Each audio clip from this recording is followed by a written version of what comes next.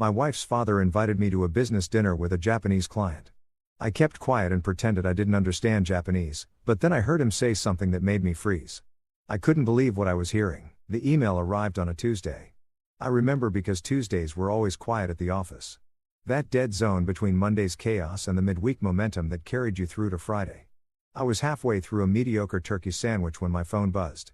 And there it was, a message from Richard Chen, my father-in-law, with a subject line that read simply, opportunity. I stared at it for a moment before opening it. Richard and I had what you might call a cordial distance. He was polite at family gatherings, asked surface-level questions about my work as a marketing consultant, nodded thoughtfully when I answered. But there was always something behind his eyes, a calculation, an assessment. Like I was a stock, he was still deciding whether to buy or sell. My wife, Grace, assured me it was just his way. Dad's like that with everyone, she'd say, squeezing my hand. He's a businessman. He compartmentalizes. I loved Grace. God, I loved her.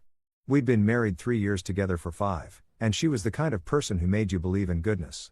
She taught second grade, came home with glitter in her hair, and stories about kids who couldn't tie their shoes, but could explain the water cycle. She saw the best in people, including her father. The email was brief. David, I have a business dinner Thursday evening with an important client from Tokyo, Tanaka-san from Hiroshi Industries. He's considering a significant partnership with Chen Dynamics. I think it would be valuable for you to join us. Good exposure for you. And Grace mentioned you've been looking to expand your consulting practice.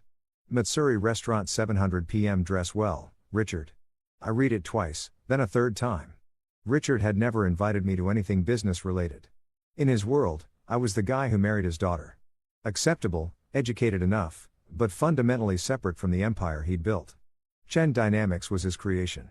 A mid-sized import-export company that had grown from a single shipping container operation into a multi-million-dollar enterprise connecting American retailers with Asian manufacturers. Richard was proud of it in the way some men are proud of their children, fiercely, possessively, without room for question or critique. And now he wanted me there at a dinner with a potential partner. It felt like being invited to sit at the adults' table for the first time. I should have been grateful. I should have felt honored. Instead, I felt something else, something I couldn't quite name. A whisper of unease. Like the moment before you realize you've forgotten something important. I forwarded the email to Grace with a simple question mark. She responded within minutes, her text message bright with exclamation points. Oh my God, that's amazing. Dad must really trust you. This is huge for him. Hiroshi Industries is like a dream client. You have to go. So I went. Thursday arrived wrapped in that particular kind of autumn cold that makes you wish you'd worn a heavier coat, but too proud to admit it once you're already outside. I'd chosen my best suit, charcoal gray, tailored last year for a friend's wedding, and a burgundy tie that Grace said made me look distinguished. I felt like I was wearing a costume, playing dress up in my father-in-law's world. Matsuri Restaurant sat in the upscale district downtown, the kind of place where you needed a reservation weeks in advance, and the menu didn't list prices. I'd passed it a dozen times, but never been inside. The entrance was marked by a simple wooden sign with elegant kanji characters and a stone pathway that curved through a small garden. Even though we were in the middle of the city, it was designed to make you feel like you were stepping into another world. I arrived at 6:55 p.m., not too early to seem desperate. Not late enough to be disrespectful. Richard was already there, standing near the host station in a navy suit that probably cost more than my car payment. Next to him stood a man I assumed was Tanaka-san. Late 50s, silver-rimmed glasses, an expression of polite interest that seemed carved from stone. David Richards' handshake was firm, brief. This is Tanaka Hiroshi, CEO of Hiroshi Industries. Tanaka-san, this is my son-in-law. David Morrison, he's a marketing consultant. I bowed slightly, not too deep, just enough to show respect, and offered my hand. It's an honor to meet you, sir. Tanakan's handshake was measured, his eyes sharp. He said something in Japanese, and Richard laughed, a calculated sound, like he'd practiced it. He says, the honor is his. Richard translated, though I already knew that. He's impressed that I have a consultant in the family. Here's what Richard didn't know. I spoke Japanese fluently. It wasn't something I advertised. I'd spent 2 years in Japan after college, teaching English in a small city outside Osaka. I'd fallen in love with the language, the culture, the way silence could mean more than words. I'd stayed longer than I planned, studying at night, practicing with anyone who would talk to me.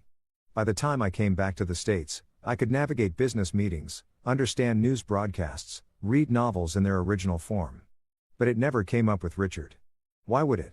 We talked about weather, about Grace, about surface things. He never asked about my time abroad. Never showed interest in anything that didn't directly relate to his world. And Grace knew I spoke some Japanese, but didn't realize the extent. To her, it was a fun party trick. I could order sushi properly, recognize characters on street signs. So, when Tanaka spoke, I kept my face neutral, politely blank. The international expression of someone waiting for translation. Richard gestured toward the private dining room. Shall we? The room was beautiful in that austere way that speaks of wealth. Low table, cushioned floor seating, a scroll painting on the wall depicting mountains shrouded in mist, a server in a crisp kimono, poured tea with movements so precise they looked choreographed.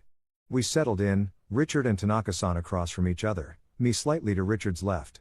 The positioning felt deliberate. I was close enough to be included, but far enough to be clearly secondary.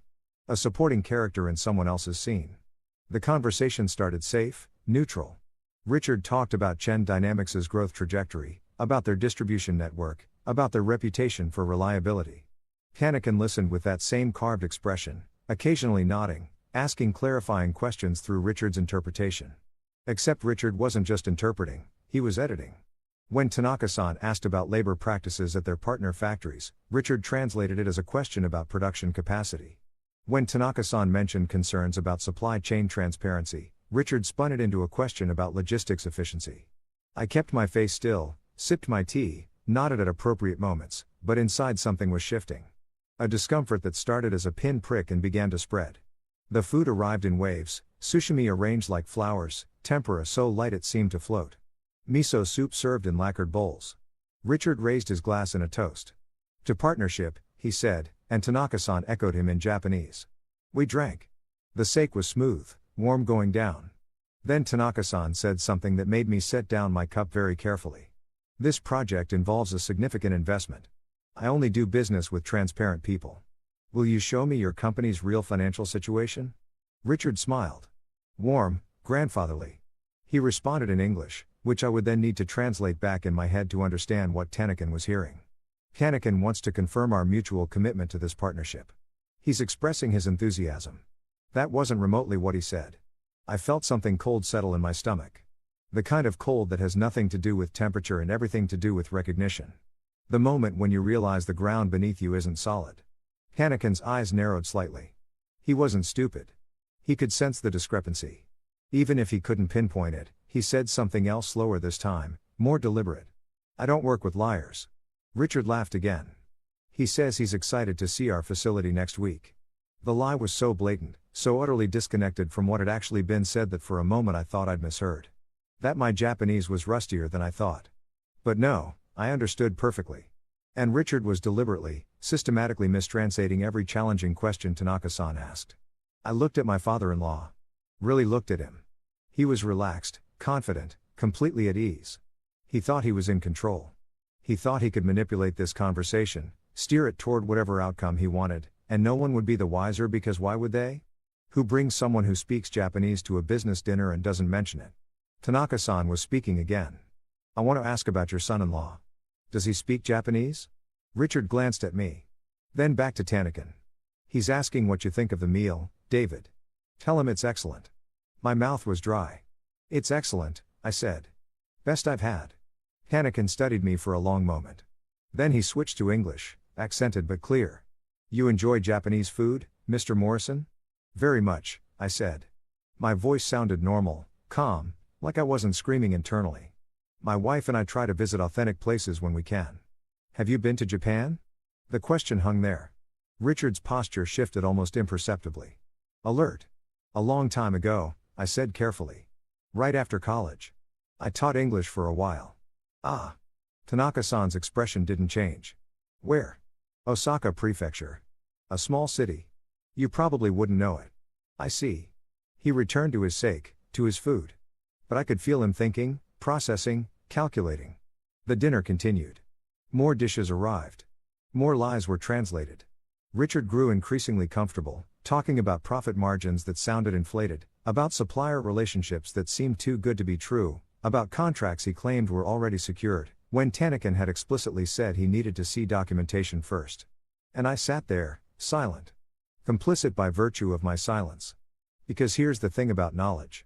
Once you have it, every moment you don't act becomes a choice.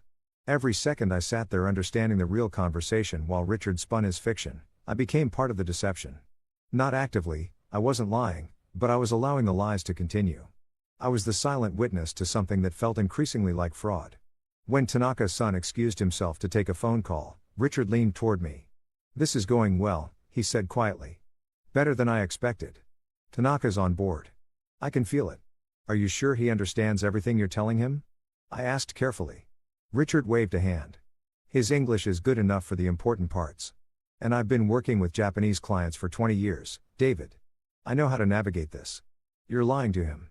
I wanted to say, "You're mistranslating every difficult question. You're building a partnership on deception." But I didn't say it. I nodded. I sipped my tea. I became complicit. Tanaka-san returned. The dinner wound down.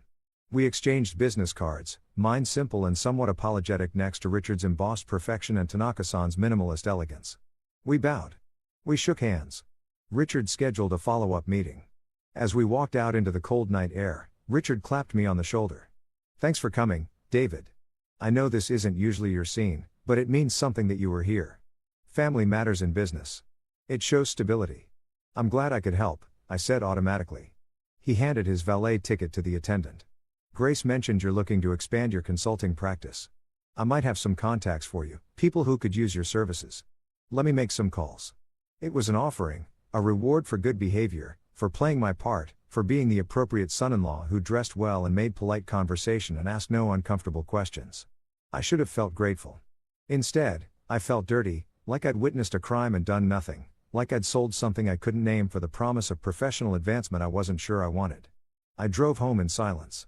Grace was already asleep when I got there. The apartment dark, except for the small lamp she always left on in the hallway. I stood in the doorway to our bedroom, watching her breathe, peaceful and unaware. My phone buzzed. A text from Richard. "Good work tonight. We'll talk soon." I deleted it. Then I sat down at our kitchen table and opened my laptop. I pulled up Chen Dynamics' website, started clicking through pages I'd never bothered to read before. Public filings, press releases, partnership announcements. I was looking for something.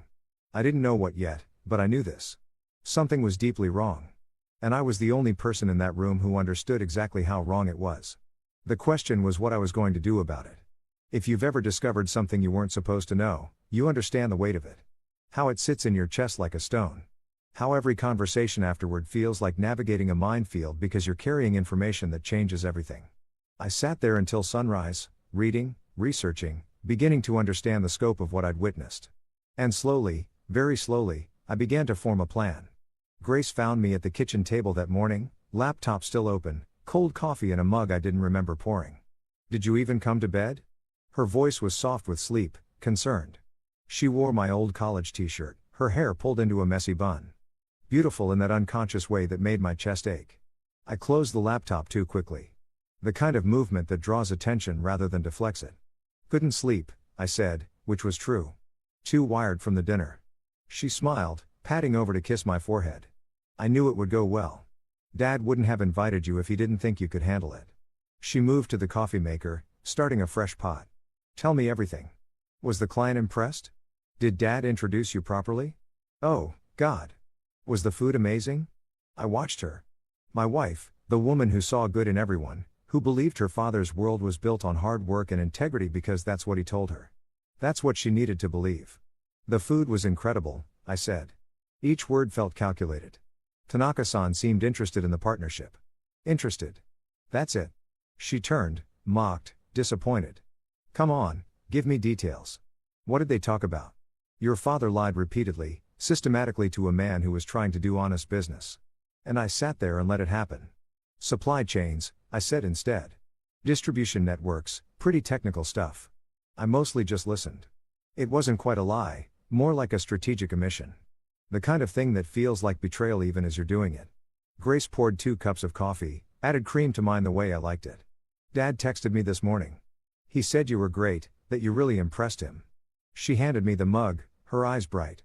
"David, this could be huge for us if he starts referring clients to you.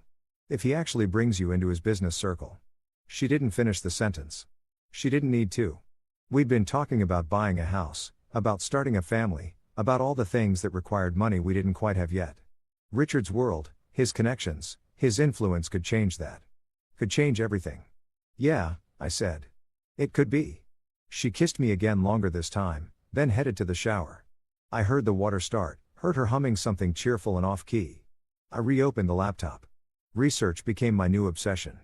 I told myself it was due diligence, professional curiosity, the natural instinct of someone who'd stumbled onto information that didn't add up. But really, it was something else, a compulsion. The same way you can't stop pressing on a bruise to see if it still hurts. Chen Dynamics' public information was impressive on the surface. 23 years in business, steady growth, partnerships with major retailers, suppliers across Asia. Richard's biography on the company website painted him as a self-made success story. Immigrant parents worked his way through college. Built his empire from nothing, but when you looked closer, really looked, things started to blur at the edges. Financial statements that were technically compliant but vague in crucial areas. Partner companies that existed on paper but had minimal online presence.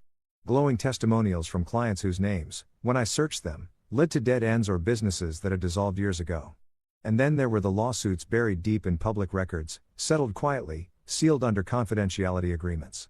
3 in the past 5 years, all from Asian suppliers claiming breach of contract, unpaid invoices, misrepresentation of terms, nothing proven, nothing that stuck, but a pattern nonetheless. Like seeing the same card come up too many times in what's supposed to be a random shuffle. I created a folder on my laptop, labeled it Market Research, generic enough that Grace wouldn't think twice if she saw it. Inside, I started compiling everything: screenshots of suspicious transactions, links to archived news articles, notes on the discrepancies between what Richard had said at dinner and what I could verify independently. The deeper I dug, the clearer it became. My father-in-law was running a sophisticated shell game. Not quite illegal, he was too smart for that, but profoundly unethical. He would sign contracts with suppliers based on inflated promises, deliver partial payments, then dispute terms when it came time for full compensation. He'd leverage language barriers and cultural differences, knowing most small Asian manufacturers couldn't afford to pursue international litigation. And he was about to do the same thing to Tanaka Hiroshi. Hiroshi Industries wasn't some small supplier. They were established, respected, substantial. But Richard had clearly identified them as his next mark. The dinner, the charm offensive, the careful mistranslations. It was all set up. He was going to convince Tanaka to commit significant resources. Probably front-load production or provide favorable credit terms. And then I didn't know exactly what came next, but I knew it wouldn't be honest. "You've been distant," Grace said it on Saturday morning, standing in our bedroom doorway while I sat at my makeshift desk. Really just a corner of our dining table where I'd claimed squatters' rights. My laptop was open again, always open now. I looked up, just busy. Got a few new client proposals I'm working on a Saturday. She crossed her arms, not angry, worried. "David, you barely ate dinner last night. You're up until 2-3 in the morning every night. And when I talk to you, you're somewhere else." She wasn't wrong. I'd been somewhere else. Stuck in a loop of discovery and dread, trying to figure out what the hell I was supposed to do with information I never should have had. "I'm sorry," I said, and meant it. "This project is just it's complicated." "Is it for one of Dad's contacts?" she asked hopefully. "Did he send work your way already?" The assumption stung that any professional success I had would naturally flow from Richard's generosity, that I needed his intervention to thrive. "No," I said, "different client." Grace moved closer, put her hand on my shoulder. "I'm proud of you. You know that, right? You don't need to kill yourself trying to prove something." But that was exactly what I was doing. Trying to prove something to myself, maybe. That I wasn't just the son-in-law who showed up on holidays and smiled politely. That I had principles that mattered more than comfort, that I could see wrongdoing and not just turn away because it was easier. "I know," I said. I pulled her down for a kiss, held her a moment longer than necessary, like I was trying to memorize something I was afraid of losing. Monday, I called in sick to work, told my actual clients I had food poisoning, spent the day at the public library instead, using their computers and guest Wi-Fi because I was becoming paranoid about digital footprints. I found Tanaka Hiroshi's professional profile on LinkedIn. Distinguished career, board member of 2 nonprofits focused on ethical business practices, published articles about corporate responsibility and transparent supply chains. He wasn't just a businessman. He was someone who genuinely cared about doing things right. And Richard was going to destroy him or try to anyway. Because Tanaka wasn't some small operation that could be bullied or manipulated. He had resources. He had reputation. If Richard tried his usual tactics and Tanaka discovered the deception, the lawsuit would be massive, public. It would unravel everything Richard had built and Grace would be caught in the aftermath. Her father exposed, her family name dragged through proceedings and press coverage. The carefully constructed world she lived in would collapse. I could prevent that. I could say nothing, do nothing, let events unfold however they would, stay out of it, protect my marriage, my relationship with my wife's family, my own comfortable position in Richard's good graces, or I could act. The question was, how and at what cost? That night, Grace's mother called. I heard Grace on the phone in the other room, her voice bright and animated. "Mom, I know," Dad said. "The dinner went amazing." "Yes, David was perfect." "No, he didn't say anything embarrassing." I sat very still, listening to my wife defend me against criticisms I hadn't heard. Prove my worth to parents who'd apparently been skeptical. When she hung up, she came into the kitchen where I was pretending to cook dinner. "Mom says, Dad's really serious about this Hiroshi partnership. He thinks it could be the biggest deal of his career." She wrapped her arms around me from behind and she said, "Thank you for being there, for supporting him." She said it meant a lot. I stared at the vegetables I was chopping. I didn't do much. "You were there. That's what matters." She rested her chin on my shoulder. "They're having a family dinner Friday to celebrate the partnership moving forward.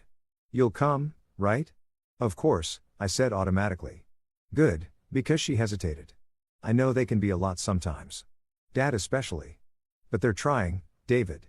They really are. They're accepting you, seeing you as part of the family, not just the guy who married me." The words hit like physical blows because she meant them kindly, because she thought she was sharing good news. Because she had no idea that her father's acceptance was conditional, transactional, based entirely on my perceived usefulness and continued compliance. "That's great," I managed. "Really great." She squeezed me tighter. "I love you. I love you, too." And I did. God, I did. Which made everything so much harder. Wednesday afternoon, my phone rang. Unknown number. I almost didn't answer. "Mr. Morrison." The voice was accented.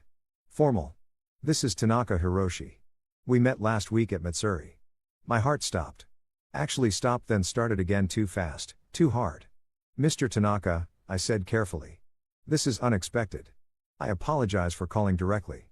I obtained your number from the business card you provided." A pause. "I wonder if you might have time to meet for coffee perhaps. There are some matters regarding your father-in-law's company that I would like to discuss." Every warning bell in my head started ringing at once. This was it. The moment where staying neutral became impossible, where I had to choose a side. "What kind of matters?" I asked. Another pause. Longer this time. "I believe you understood more of our dinner conversation than you indicated, Mr. Morrison. Am I correct?" My mouth was dry. My hand holding the phone was shaking. "I am not sure what you mean." "I have been in business for 30 years, Tanaka said quietly. "I know when someone is truly listening and when they are merely waiting their turn to speak. You were listening very carefully. And your face, Mr. Morrison, it showed things. Small things, but things nonetheless." I closed my eyes. "Mr. Tanaka, I am not asking you to betray anyone," he interrupted. "I am simply asking for truth. I am about to commit significant resources to a partnership with Chen Dynamics. If there are reasons I should reconsider, I believe I deserve to know. Don't you agree?" It was a fair question, a reasonable question. The kind of question a person with integrity would answer honestly. "I don't know if I can help you," I said finally. "Cannot or will not." The distinction mattered.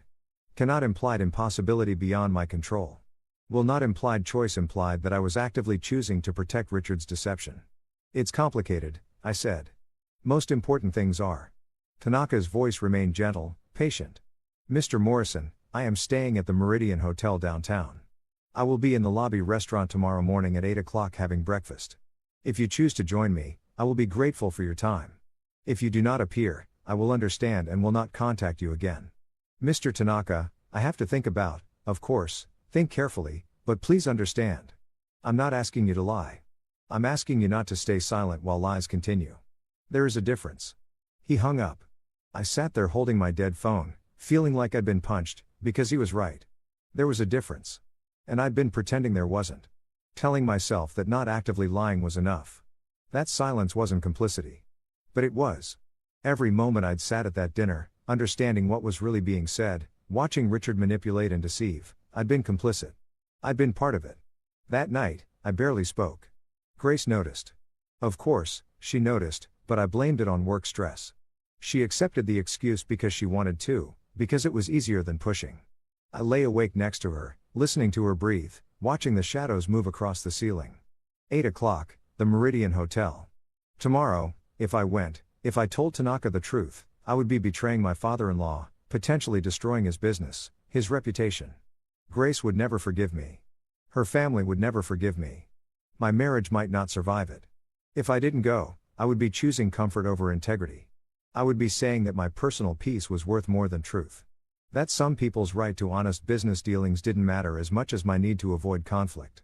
I thought about the suppliers Richard had cheated.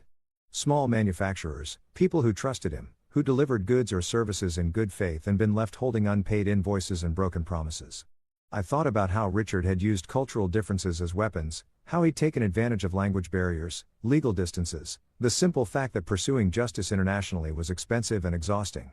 I thought about Tanaka Hiroshi's articles about ethical business practices, about transparency, about the kind of world he was trying to build. And I thought about Grace, my wife, the woman I loved, the innocent party in all of this, who didn't deserve to have her world shattered because her husband couldn't keep his mouth shut. At 3 o'clock in the morning, I got out of bed, went to the bathroom, closed the door, sat on the floor with my back against the wall. I pulled out my phone, searched for flights to nowhere in particular, rental cars, hotels in distant cities. Not because I was actually planning to run, though. The thought had crossed my mind, but because I needed to know I had options. Escape routes. Ways out of whatever was coming. Then I deleted the searches, cleared my browser history. If you've ever been trapped between two impossible choices, you know this feeling. The way your mind spins, trying to find an angle you haven't considered. A third option, a magical solution where no one gets hurt and everyone's happy, and you don't have to be the one who brings the hammer down. But life doesn't work that way. Not really. Sometimes you just have to choose which bridge to burn and try to live with the smoke. I stayed on that bathroom floor until dawn broke through the small window above the shower. Watched the darkness turn gray, then gold, then the harsh white of morning. Grace knocked softly. "David, you okay?" "Yeah," I said. My voice sounded strange, distant. "Just needed a minute. Come back to bed. It's early." "I will soon." But I didn't. I stayed there, counting minutes, watching light move across tiles, trying to find the courage to do what I already knew I was going to do. 7:45. I checked my reflection in the mirror. I looked like someone who hadn't slept, someone carrying something heavy. I looked like someone about to change everything. The Meridian Hotel lobby smelled like expensive coffee and quiet money. I stood outside the glass doors for 5 minutes, maybe 10, watching well-dressed people flow in and out. Business travelers with rolling suitcases and practiced efficiency. Hotel guests in athleisure heading to whatever spa or workout facility justified the room rate. Everyone moving with purpose, like they knew exactly where they belonged. I didn't belong here. I belonged at home in bed with my wife, pretending I hadn't seen what I'd seen. Pretending I didn't know what I knew. 7:58. I pushed through the doors. The restaurant was tucked off the main lobby, all blonde wood and soft lighting. The kind of place where breakfast cost $30 and no one blinked. Tanaka sat at a corner table reading something on a tablet, a pot of tea steaming gently beside him. He wore a crisp white shirt, no tie, reading glasses perched on his nose. He looked like someone's thoughtful uncle, not a CEO about to be defrauded. He glanced up as I approached. Something shifted in his expression, not quite relief, but maybe satisfaction, like he'd placed a bet and won. "Mr. Morrison," he said, standing, bowing slightly. "I am grateful you came." I sat down before I could change my mind. Before I could turn around and run, a server appeared immediately. Poured me water. I didn't remember requesting. Asked if I wanted coffee. I said yes, even though I'd already had 3 cups at home, watching dawn break. Trying to convince myself I wasn't about to blow up my life. "I was not certain you would come," Tanaka said once we were alone. He removed his reading glasses, folded them carefully. "It takes courage what you are doing." "I'm not doing anything yet," I said. My voice sounded strange. Strained. "I'm just here. That in itself is something." He poured tea into a second cup, pushed it toward me.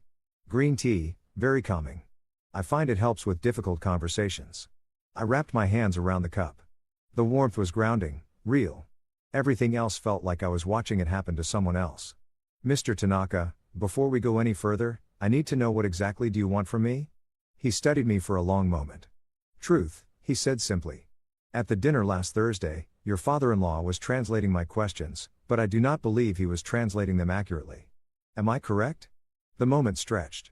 This was it. The point of no return. I could still lie.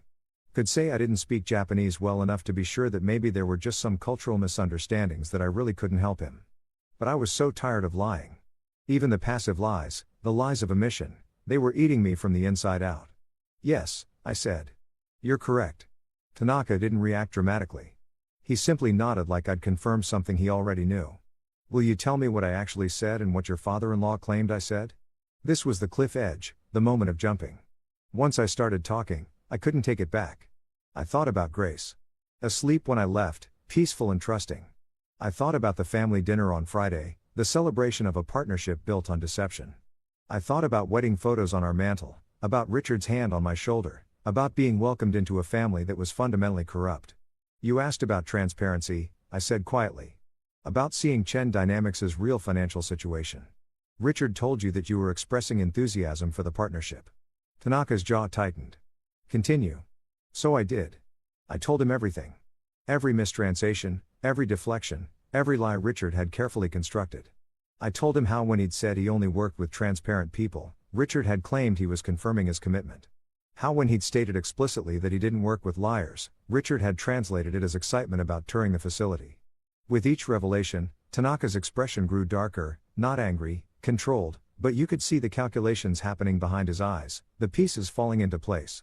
When you asked if I spoke Japanese, I said, Richard told me you were asking about the meal. He specifically didn't want you to know I understood because then I would have known immediately that he was lying. Tanaka sat down his teacup with precise care. Mr. Morrison, why did you not say something at the time? Why allow this deception to continue? The question wasn't accusatory, just honest. Wanting to understand? Because he's my father-in-law, I said. Because my wife loves him and trusts him. Because I was afraid of what telling the truth would cost me. And now I'm more afraid of what staying silent will cost me. And you? I met his eyes. You're not his first, are you? You're not the first person he's done this to. Tanaka shook his head slowly. I suspected as much. When I began my due diligence on Chen Dynamics, there were inconsistencies, small things that did not align. Former partners who would not return calls, sealed legal settlements, nothing conclusive, but enough to create doubt. So why move forward at all? Because I wanted to give him the benefit of that doubt because I believe in assuming good faith until proven otherwise. His voice hardened. But I also believe in protecting myself and my company, which is why I had my legal team continuing their investigation, even as we moved toward partnership discussions. He pulled out his phone, swiped through something, then turned it toward me. It was an email thread, all in Japanese, between his lawyers and what looked like representatives from several Asian manufacturing companies. 3 confirmed cases of contract manipulation, Tanaka said. 2 cases of partial payment followed by spurious quality complaints to avoid full compensation. 1 case of complete non-payment with threats of legal action if pursued. All within the past 6 years, all with smaller suppliers who could not afford international litigation. I felt sick. Why hasn't anyone stopped him? Because he is careful. He stays just within legal boundaries. Exploits language barriers and cultural differences, makes it more expensive to pursue justice than to accept the loss. It is a strategy, Mr. Morrison. A calculated, methodical strategy of predation. The coffee arrived. I didn't touch it. Couldn't imagine putting anything in my stomach right now. There is something else, Tanaka said. He pulled a folder from the bag beside his chair, slid it across the table. This arrived yesterday from my investigators. I think you should see it. I opened the folder. Financial documents. Chen Dynamics internal records somehow obtained by Tanaka's team, and they painted a very different picture than the public filings I'd seen. The company was in trouble. Deep trouble. Revenue was down 40% over 3 years. Several major clients had severed relationships.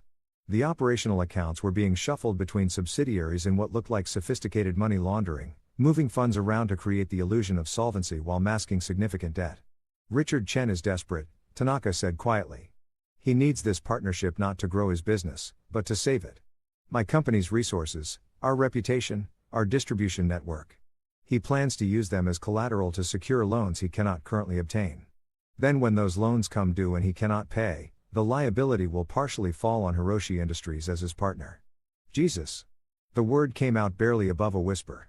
If I had signed the preliminary agreement we discussed, which he was pushing to finalize this week, I would have exposed my company to potentially millions in fraudulent debt. Tanaka closed the folder. Your father-in-law is not just unethical, Mr. Morrison. He is engaged in what my lawyers believe constitutes criminal fraud. The restaurant sounds faded to background noise. The clink of silverware, the murmur of conversation, the soft jazz playing through hidden speakers. It all felt very far away. What are you going to do? I asked. Legally, I'm withdrawing from all partnership discussions immediately. My lawyers will file formal complaints with the appropriate regulatory agencies. What happens after that is beyond my control. He paused. But that is not why I asked you here. Then why? Tanaka leaned forward. Because you are in danger, Mr. Morrison. When I withdraw, when investigations begin, your father-in-law will look for explanations. He will wonder how his deceptions were discovered. And he will remember that you were present at our dinner, that you sat silent while he spoke Japanese. Eventually, he may wonder why you were so silent. The implication settled over me like ice water. You think he'll blame me? I think he will look for someone to blame, and you are the obvious variable, the new element in his careful equation. Tanaka's voice softened. I am telling you this not to frighten you, but to give you time to prepare, to protect yourself, and if I may say, to protect your wife. She deserves to know who her father truly is. Grace, God, Grace. She won't believe me, I said. If I tell her any of this, she'll think I'm attacking her father, that I'm trying to drive a wedge between them. Perhaps initially. Tanaka pulled another document from his folder, which is why I am giving you this, a full report from my investigators with documentation, not speculation, not interpretation, simply facts, dates, records. If you choose to show it to her, she will have evidence. If you choose not to, at least you will know the full truth of what you are protecting her from. He slid the document across the table. It was thick, professional, devastating. Years of Richard's predatory practices laid out in meticulous detail. Why are you helping me? I asked. You don't know me. You owe me nothing. Tanaka smiled, sad and tired. Because you did something difficult today. You chose truth over comfort. That is rare, Mr. Morrison. And because he hesitated, I have a son-in-law myself in Japan, a good man who married my daughter 5 years ago. When they married, I told him, if I ever do something wrong, if I ever compromise my principles, I hope you will have the courage to speak honestly, not to betray me, but to save me from myself. He stood, preparing to leave.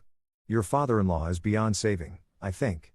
But you are not, and neither is your marriage, if you handle this with wisdom and compassion. I stood too automatically.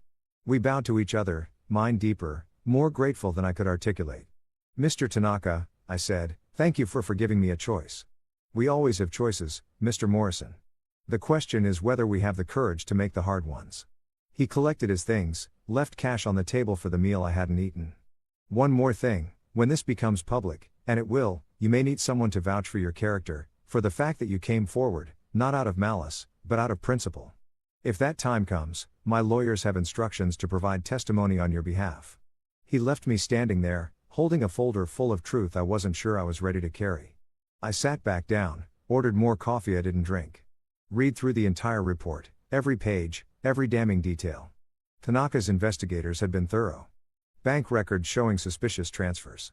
Emails between Richard and his accountants discussing how to manage supplier disputes. Testimonials from people he defrauded, their businesses damaged or destroyed, their trust in international commerce shattered, and photos. Richard at expensive restaurants, driving luxury cars, wearing watches that cost more than my annual salary. All while claiming his company was struggling, all while telling suppliers he couldn't afford full payment, all while presenting himself as a humble businessman trying to make an honest living. The hypocrisy was staggering, the calculated cruelty of it. These weren't abstract numbers on a spreadsheet. These were real people, real families, real lives, disrupted because one man decided his comfort mattered more than their livelihoods. My phone buzzed. Grace, good morning. You left early. Everything okay? I stared at the message at the three bright, cheerful words that represented my wife's fundamental goodness. Her inability to imagine that the people she loved could be capable of deep, systematic evil. I typed, just had an early meeting. Home soon. Love you. 3 lies and 12 words. Because it wasn't just a meeting. I wouldn't be home soon. Not really. Not the version of me she knew. And I wasn't sure I still knew what love meant in the context of what I was about to do, but I sent it anyway. Then I took the folder, walked out of the Meridian Hotel, and got in my car. I sat there in the parking garage, surrounded by concrete and exhaust fumes and the mechanical hum of ventilation systems. I pulled out my phone and called the one person I trusted completely. My older brother James, a lawyer, someone who'd understand both the legal implications and the personal cost of what I was carrying. "Little brother," he answered, always with the same greeting since we were kids. "It's barely 9 o'clock in the morning." "Who calls at 9 o'clock in the morning?" "James," I said, "I need help and I need you not to tell anyone, not even Mom, until I figure out what I'm doing." His tone changed immediately. "What happened?" So I told him, sitting in that parking garage, cars coming and going around me. I told him everything. The dinner, the lies, the meeting with Tanaka, the folder full of evidence now sitting on my passenger seat like a bomb. He was quiet for a long time after I finished. Then David, "Jesus Christ, you're absolutely sure about this?" "I watched it happen, James, and the documentation is solid. This isn't speculation." Okay. I could hear him thinking, organizing. He'd always been the steady one. "Here's what you need to do. First, you document everything from your perspective. Write down exactly what happened at the dinner. What you heard, what was said versus what was translated. Timestamp it. Be specific. That's your insurance. If this blows back on you, you think it will. I think Richard Chen sounds like the kind of man who doesn't accept responsibility, which means when hits the fan, and it will, he's going to look for scapegoats. Don't give him ammunition." I close my eyes. Grace is going to hate me. Maybe at first, but David, he paused. Sometimes the most loving thing you can do for someone is tell them a truth they don't want to hear, especially if staying silent would make you complicit in their father's crimes. She thinks he's a good man. She thinks I'm finally being accepted into the family. Then she deserves to know who's accepting you and what that acceptance is worth. We talked for another hour. James walking me through legal protections, potential consequences, ways to minimize damage, but mostly he just listened. Let me talk through my fear, my guilt, my certainty that I was about to lose everything that mattered. "You're doing the right thing," he said finally. "It doesn't feel like it. It won't feel like it for a while, but you are." I wasn't sure I believed him, but I wanted to. God, I wanted to. I drove home slowly, taking the long way, trying to figure out how to walk back into my apartment and look at my wife with all this knowledge sitting between us. The folder sat on the passenger seat like a passenger itself, silent, accusatory, undeniable. When I finally pulled into our building's parking lot, I sat there for another 10 minutes, gathering courage I wasn't sure I had. Then I grabbed the folder, got out of the car, and walked toward a conversation that was going to change everything. If you've ever stood at the threshold of your own life, knowing that once you step forward, nothing will ever be the same. You understand this moment, the weight of it, the finality. I put my key in the lock, heard Grace singing in the kitchen, something off-key and happy. And I opened the door. Grace was making pancakes. I could smell them before I even closed the door. That sweet, buttery smell that meant weekend mornings and lazy contentment. She was at the stove, spatula in hand, humming along to something playing from her phone. She'd changed out of my t-shirt into jeans and a soft sweater, pulled her hair back with a clip that was already losing its grip. She turned when I entered, smiled. That sunrise smile that had made me fall in love with her in the first place. "There you are. I was starting to think your meeting had kidnapped you. Are you hungry?" I made way too much batter. I set my keys on the counter. The folder was tucked under my arm, hidden against my body. Like if I kept it out of sight, I could delay what came next. "Grace," I said, "we need to talk." The smile faltered. "Not gone, just uncertain." "Okay, that sounds ominous. What's wrong?" "Everything. I wanted to say everything is wrong and it's about to get worse and I'm so sorry." "Can you turn off the stove?" I asked. Now the smile disappeared completely. She switched off the burner, set down the spatula with careful precision. "David, you're scaring me. What happened at your meeting?" I moved to the kitchen table, sat down before my legs could give out. She followed, sat across from me, her hands folded in front of her like she was bracing for impact. "It wasn't a meeting," I said. "It was breakfast with Tanaka Hiroshi." Her brow furrowed. "Dad's client. Why would you?" Then her eyes widened. "Oh, God. Did you do something? Did you mess up the deal somehow?" "David, if you know, I didn't mess up anything." I pulled the folder out, set it on the table between us. "Grace, there's something about your father that you need to know. Something I should have told you days ago, but I was afraid. I'm still afraid. But you deserve the truth." She stared at the folder like it might bite her. "What truth? What are you talking about?" So I told her about the dinner, about understanding Japanese, About Richard's systematic mistranslations. I kept my voice steady, clinical almost, because if I let emotion in, I'd never get through it. But I watched her face as I spoke. Watched understanding turn to confusion, turn to denial, turn to something harder. "That's not possible," she said when I paused. "You must have misunderstood. Dad's Japanese might not be perfect, but he wouldn't deliberately lie to a client. He wouldn't. Grace, I speak Japanese fluently. I lived there for 2 years. I know what I heard. You never told me you were fluent." There was accusation in it. Like I'd been hiding something suspicious rather than just a skill that never came up. "It never seemed important, but it is now because your father wasn't just making mistakes. He was deliberately, systematically deceiving Tanaka. And when I started looking into Chen dynamics, really looking, I found out it's not the first time." I pushed the folder toward her. "This is from Tanaka's investigators. Documentation of your father's business practices over the past 6 years. Grace, your dad has been defrauding suppliers. Small manufacturers in Asia who can't afford to fight back. He's built his whole empire on a foundation of exploitation and lies." She didn't touch the folder. "I don't believe you." "I know. I knew you wouldn't. Which is why I brought evidence. Evidence from his competitor. From someone who has every reason to make Dad look bad." Her voice was rising now. Color flooding her cheeks. "God. David. What did he offer you? What did Tanaka promise you to turn against my family?" The accusation stung more than I expected. "He didn't offer me anything. He asked for the truth and I gave it to him." "You gave it to him? You betrayed my father? Your family?" She stood up abruptly, chair scraping against the floor. "Do you have any idea what you've done? If this gets out, if Tanaka spreads these lies, they're not lies, Grace. You don't know that. You saw one dinner, had one conversation, and now you're ready to destroy everything my father built based on what? Documents from someone trying to sabotage a business deal." I stood too, facing her across the table. I saw him lie repeatedly, deliberately. I heard what was really being said, and I watched him twist it into something completely different. "That's not misunderstanding. That's fraud. My father is not a criminal." The words echoed in our small kitchen. She was crying now. Angry tears that she swiped at impatiently like they were betraying her. "Grace, please just look at the documentation. You don't have to believe me, but at least look at the evidence. Evidence you brought from a man who wants to hurt my family. Evidence you went behind my back to get." She wrapped her arms around herself.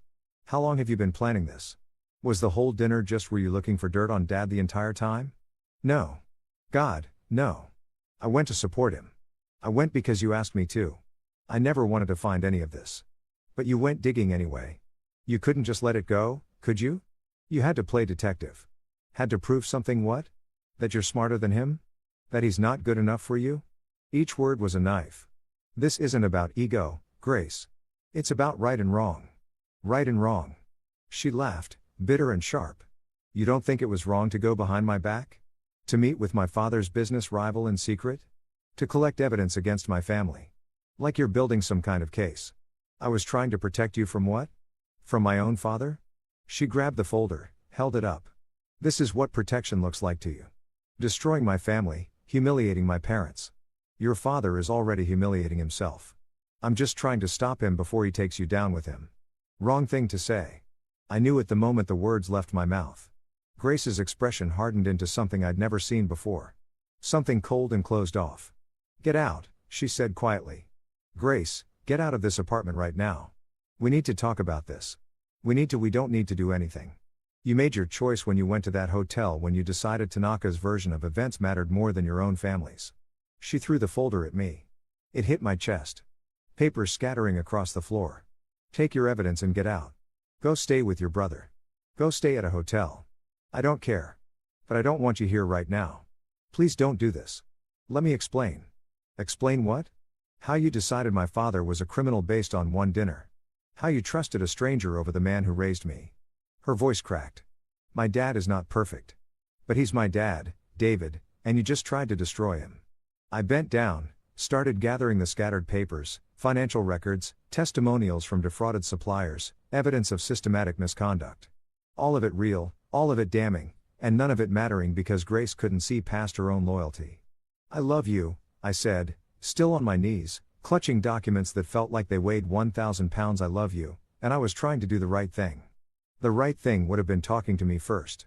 The right thing would have been coming to me before you went to Tanaka. The right thing would have been trusting me enough to tell me what you thought you saw instead of going behind my back like a spy. She was right about that. I should have told her immediately. Should have sat down that first night and said, something happened at dinner. Something that concerns me. Can we talk about it? But I'd been afraid. Afraid of exactly this. Her disbelief, her anger, her choosing her father over me. And in being afraid, I'd made everything worse. I'm sorry. I said, you're right. I should have come to you first. But Grace, the things in this folder, they're real. They're documented. And if you don't look at them, if you refuse to even consider that your father might not be who you think he is, then we're in trouble. Real trouble. She turned away from me, arms still wrapped around herself like she was holding broken pieces together. We're already in trouble, David. You made sure of that. I stood up, folder reconstructed, but disheveled like me. What do you want me to do? I want you to leave. I need time to think. How much time? I don't know. She whirled back to face me. I don't know anything anymore. My husband just accused my father of being a criminal. My family is planning a celebration dinner and now you're telling me it should be a funeral.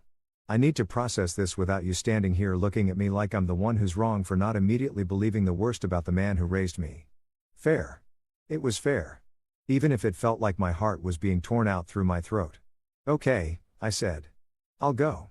But Grace, please look at the documentation. Not for me, for yourself. Because if I'm right, if even half of this is true, you need to know before Friday's dinner. That dinner is about celebrating Dad's success, about our family supporting him. And you want me to what? Show up with accusations. Destroy his moment.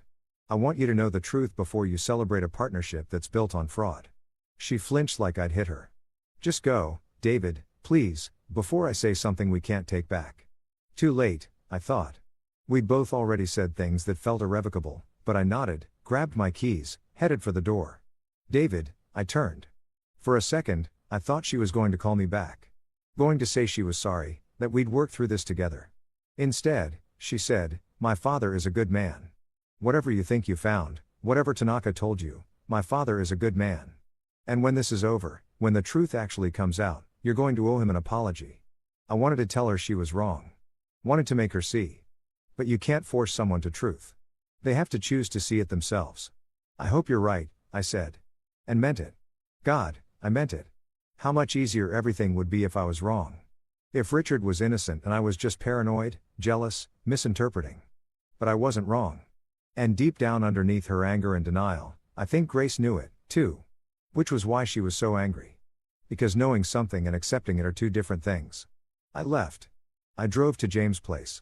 He lived 40 minutes away in a neighborhood he could barely afford.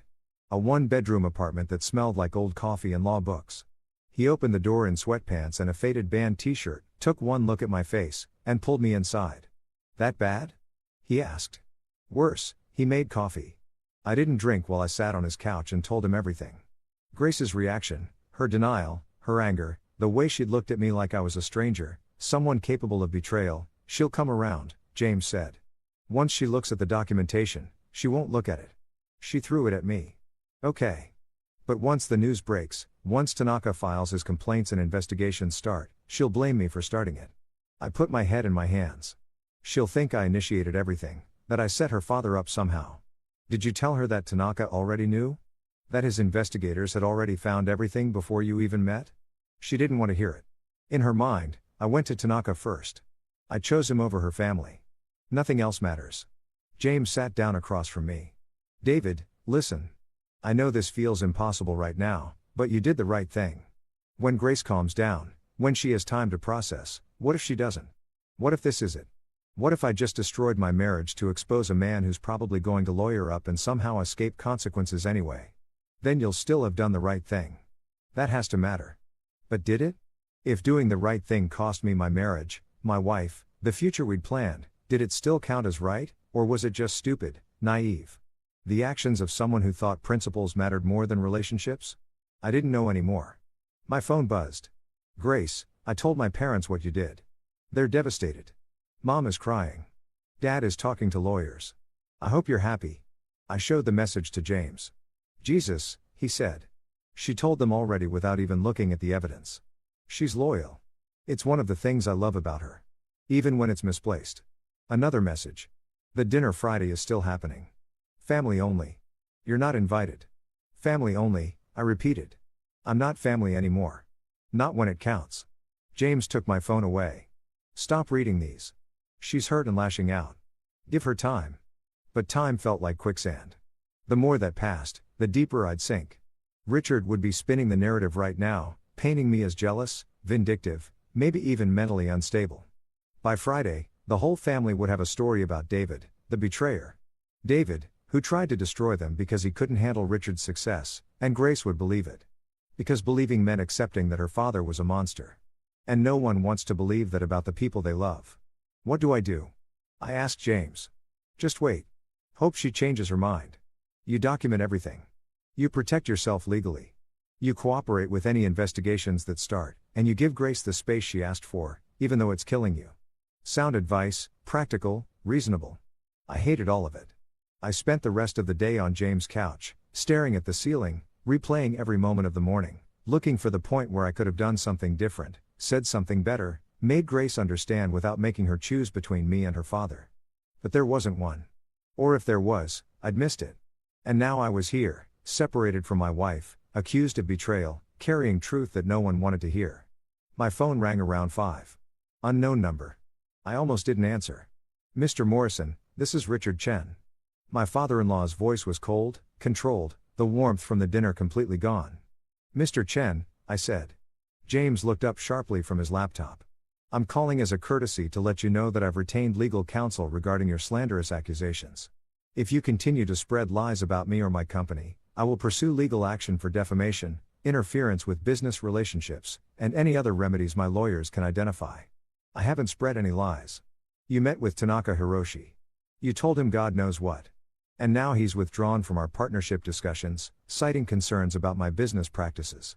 The last words were coded in contempt. You sabotaged a multi-million-dollar deal. David, do you understand that? You destroyed something my company desperately needed because of what? Jealousy. Spite. I told him the truth about what happened at the dinner. Your interpretation of what happened. Your biased, uninformed interpretation colored by your obvious resentment of my success. So that was the story. I was jealous, resentful, a small man trying to bring down someone bigger. If you actually believe that, I said carefully, then you have nothing to worry about. The truth will exonerate you. The truth, Richard said, is that you betrayed your family and Grace is better off knowing that now before you could do more damage. He hung up. I sat there holding the dead phone, feeling the weight of what I'd set in motion. Richard was mobilizing, building his defenses, painting me as the villain, and Grace was helping him do it. Probably without even realizing he threatened you, James said. That was a clear threat. He's protecting himself. Exactly what you said he'd do, which means he's scared. People who have nothing to hide don't threaten lawsuits before any formal accusations are made. Maybe. Or maybe he was just a bully who knew how to use intimidation. Either way, the battle lines were drawn. I was on one side, Grace and her family on the other, and the space between us felt insurmountable. Outside James' window, the sun was setting. Friday was 2 days away. The celebration dinner would happen whether I was there or not. The family would toast to Richard's success, to the partnership that almost was, to their strength in the face of outside attacks, and I would be somewhere else. Alone, right? Maybe, but alone. If you've ever chosen principle over people you love, you know this hollowness, this certainty that you did what needed doing, coupled with the devastating awareness of everything it cost. I pulled out my laptop, started writing down everything I remembered from the dinner, from my conversation with Tanaka, from Grace's reaction and Richard's threat, documentation, like James said, protection. But really, I was just trying to hold on to something solid in a world that had become unrecognizable. 3 days of silence feels like 3 years when you're waiting for your life to either repair itself or fall completely apart. I stayed at James' apartment, sleeping on a couch that was too short for my frame. Waking up with a crick in my neck that felt somehow appropriate. Physical pain to match the rest of it. I'd go to work, had to, couldn't afford not to, and sit through meetings with clients, nodding at the right moments, making the appropriate sounds while my mind was 40 minutes away in an apartment where my wife was learning to think of me as the enemy. Grace hadn't called, hadn't texted beyond that initial flurry of anger. The silence was deliberate. I knew a statement. You chose this, the silence said. Now live with it. So I did. Or tried to. James was good about it. Didn't push. Didn't pry beyond what I volunteered.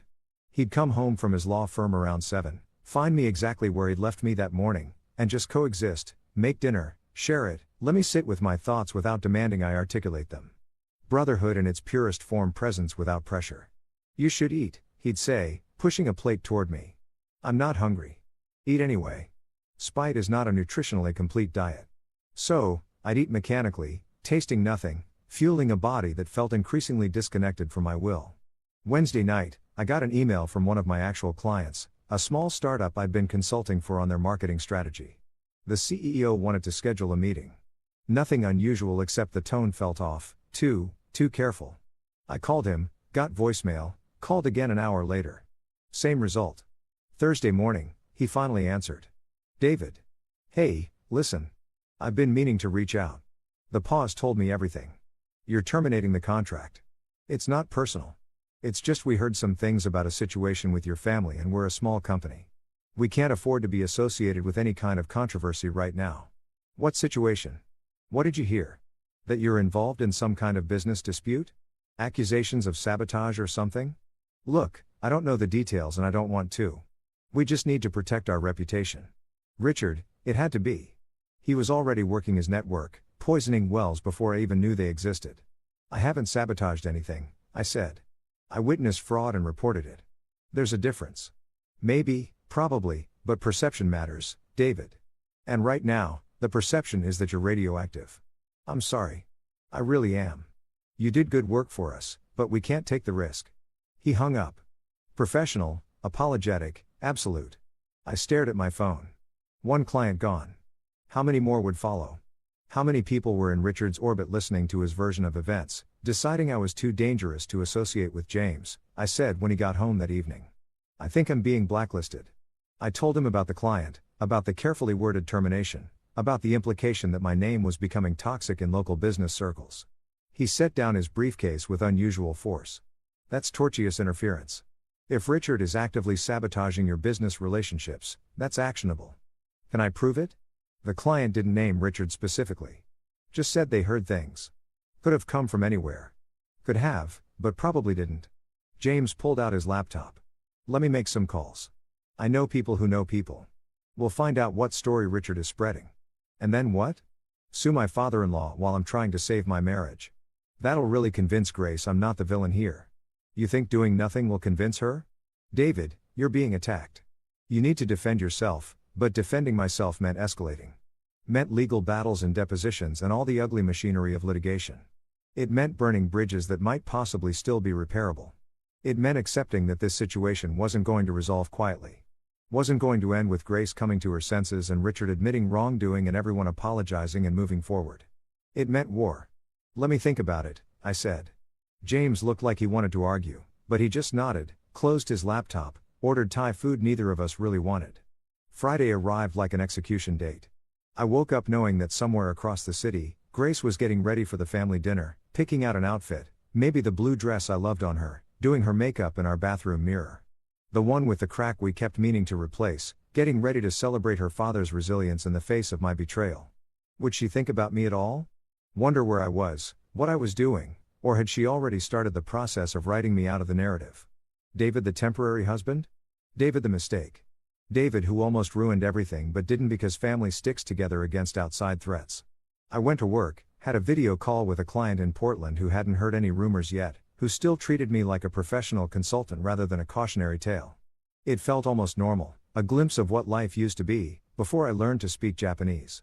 Before I accepted a dinner invitation, before I chose truth over comfortable ignorance. You look tired, the client said. Everything okay? Just dealing with some family stuff, I said. The all-purpose excuse. Vague enough to shut down questions. Specific enough to seem honest. Been there. Hang in there, man. Family's important, but so is your sanity. If only those two things weren't mutually exclusive right now. I finished the call, checked my phone compulsively, even though I knew there'd be nothing. Grace hadn't blocked me.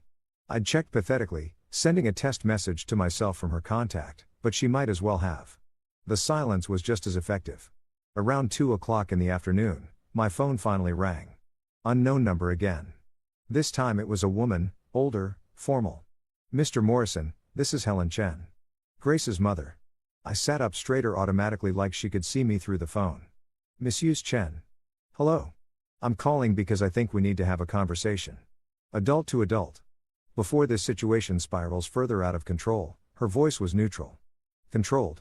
I couldn't tell if she was friend or enemy, mediator or messenger. I'm listening, I said carefully.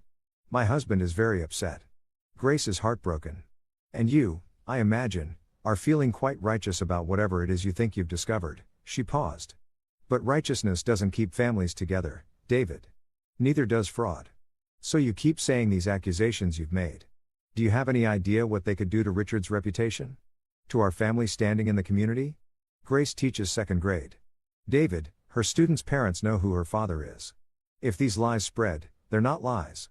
Mrs. Chen, I have documentation, financial records, testimonials from people your husband defrauded, evidence of systematic misconduct spanning years, evidence from a business rival trying to sabotage a deal, evidence you were so eager to believe that you didn't stop to question the source. So that was the story Richard had sold them. Tanaka as saboteur, me as naive, easily manipulated dupe, Mrs. Chen with respect. I know what I saw. I speak Japanese fluently. I heard your husband deliberately mistranslate critical questions from Tanaka. That's not interpretation from a rival. That's first-hand witness. She was quiet for a moment. When she spoke again, her voice was colder. You speak Japanese. How convenient. A skill you never mentioned to us. That conveniently allows you to make accusations no one else can verify. Grace knew I spoke some Japanese. Some not fluently. She mentioned you could order food and read signs. Not that you were capable of understanding complex business negotiations. Another pause. It's almost like you were keeping this skill hidden, waiting for an opportunity to use it against Richard. The accusation was absurd. Paranoid, but I could see how they'd convinced themselves of it. How Richard had probably presented it David's secret weapon, his hidden agenda, proof that this was premeditated betrayal rather than honest reporting. That's not what happened. I said it never came up because it wasn't relevant until it was. What a convenient coincidence. We were talking in circles. She wasn't calling to understand or mediate. She was calling to deliver a message dressed up as conversation. Mrs. Chen, why did you really call? To ask you to leave my family alone, to stop spreading these vicious rumors, to let Grace heal and move forward without you continuing to poison her mind against her own father. I haven't contacted Grace once since she asked me to leave. I've given her exactly the space she requested, but you've been talking to lawyers, haven't you? Planning your next move, building your case against Richard like this is some kind of game you're determined to win. How did she know about James? Had they hired a private investigator? Were they tracking my movements, my phone calls? I've been protecting myself legally, I said carefully, which is what anyone would do when threatened with lawsuits. Threatened? Richard made one phone call expressing his legitimate concerns. And you're calling it a threat? He told me he'd pursue legal action for defamation and business interference. That's the definition of a threat, Mrs. Chen. It's the definition of protecting oneself from slander. Her voice hardened. Here's what's going to happen, David. You're going to stop making accusations. You're going to stay away from Tanaka Hiroshi and any other business contacts of my husband's. And you're going to sign a legal agreement stating that you will not disparage Richard or Chen Dynamics in any way to anyone ever or what? Or Richard will sue you for everything you have. And believe me, he has the resources for a very long, very expensive legal battle. Do you? There it was. The real message. Submit or be destroyed. Recant your testimony or face financial ruin. And if I agree to this, if I sign your gag order, then maybe there's a chance for you and Grace to work things out in time after appropriate counseling and a sincere apology to the family. An apology for telling the truth. Counseling to fix whatever was wrong with me that made me incapable of understanding loyalty. A conditional, controlled path back to Grace that required me to pretend I'd been wrong about everything. What if I can't do that? I asked quietly. What if I can't apologize for something I'm not sorry for? Then you're choosing your pride over your wife and you'll have to live with that choice. She hung up.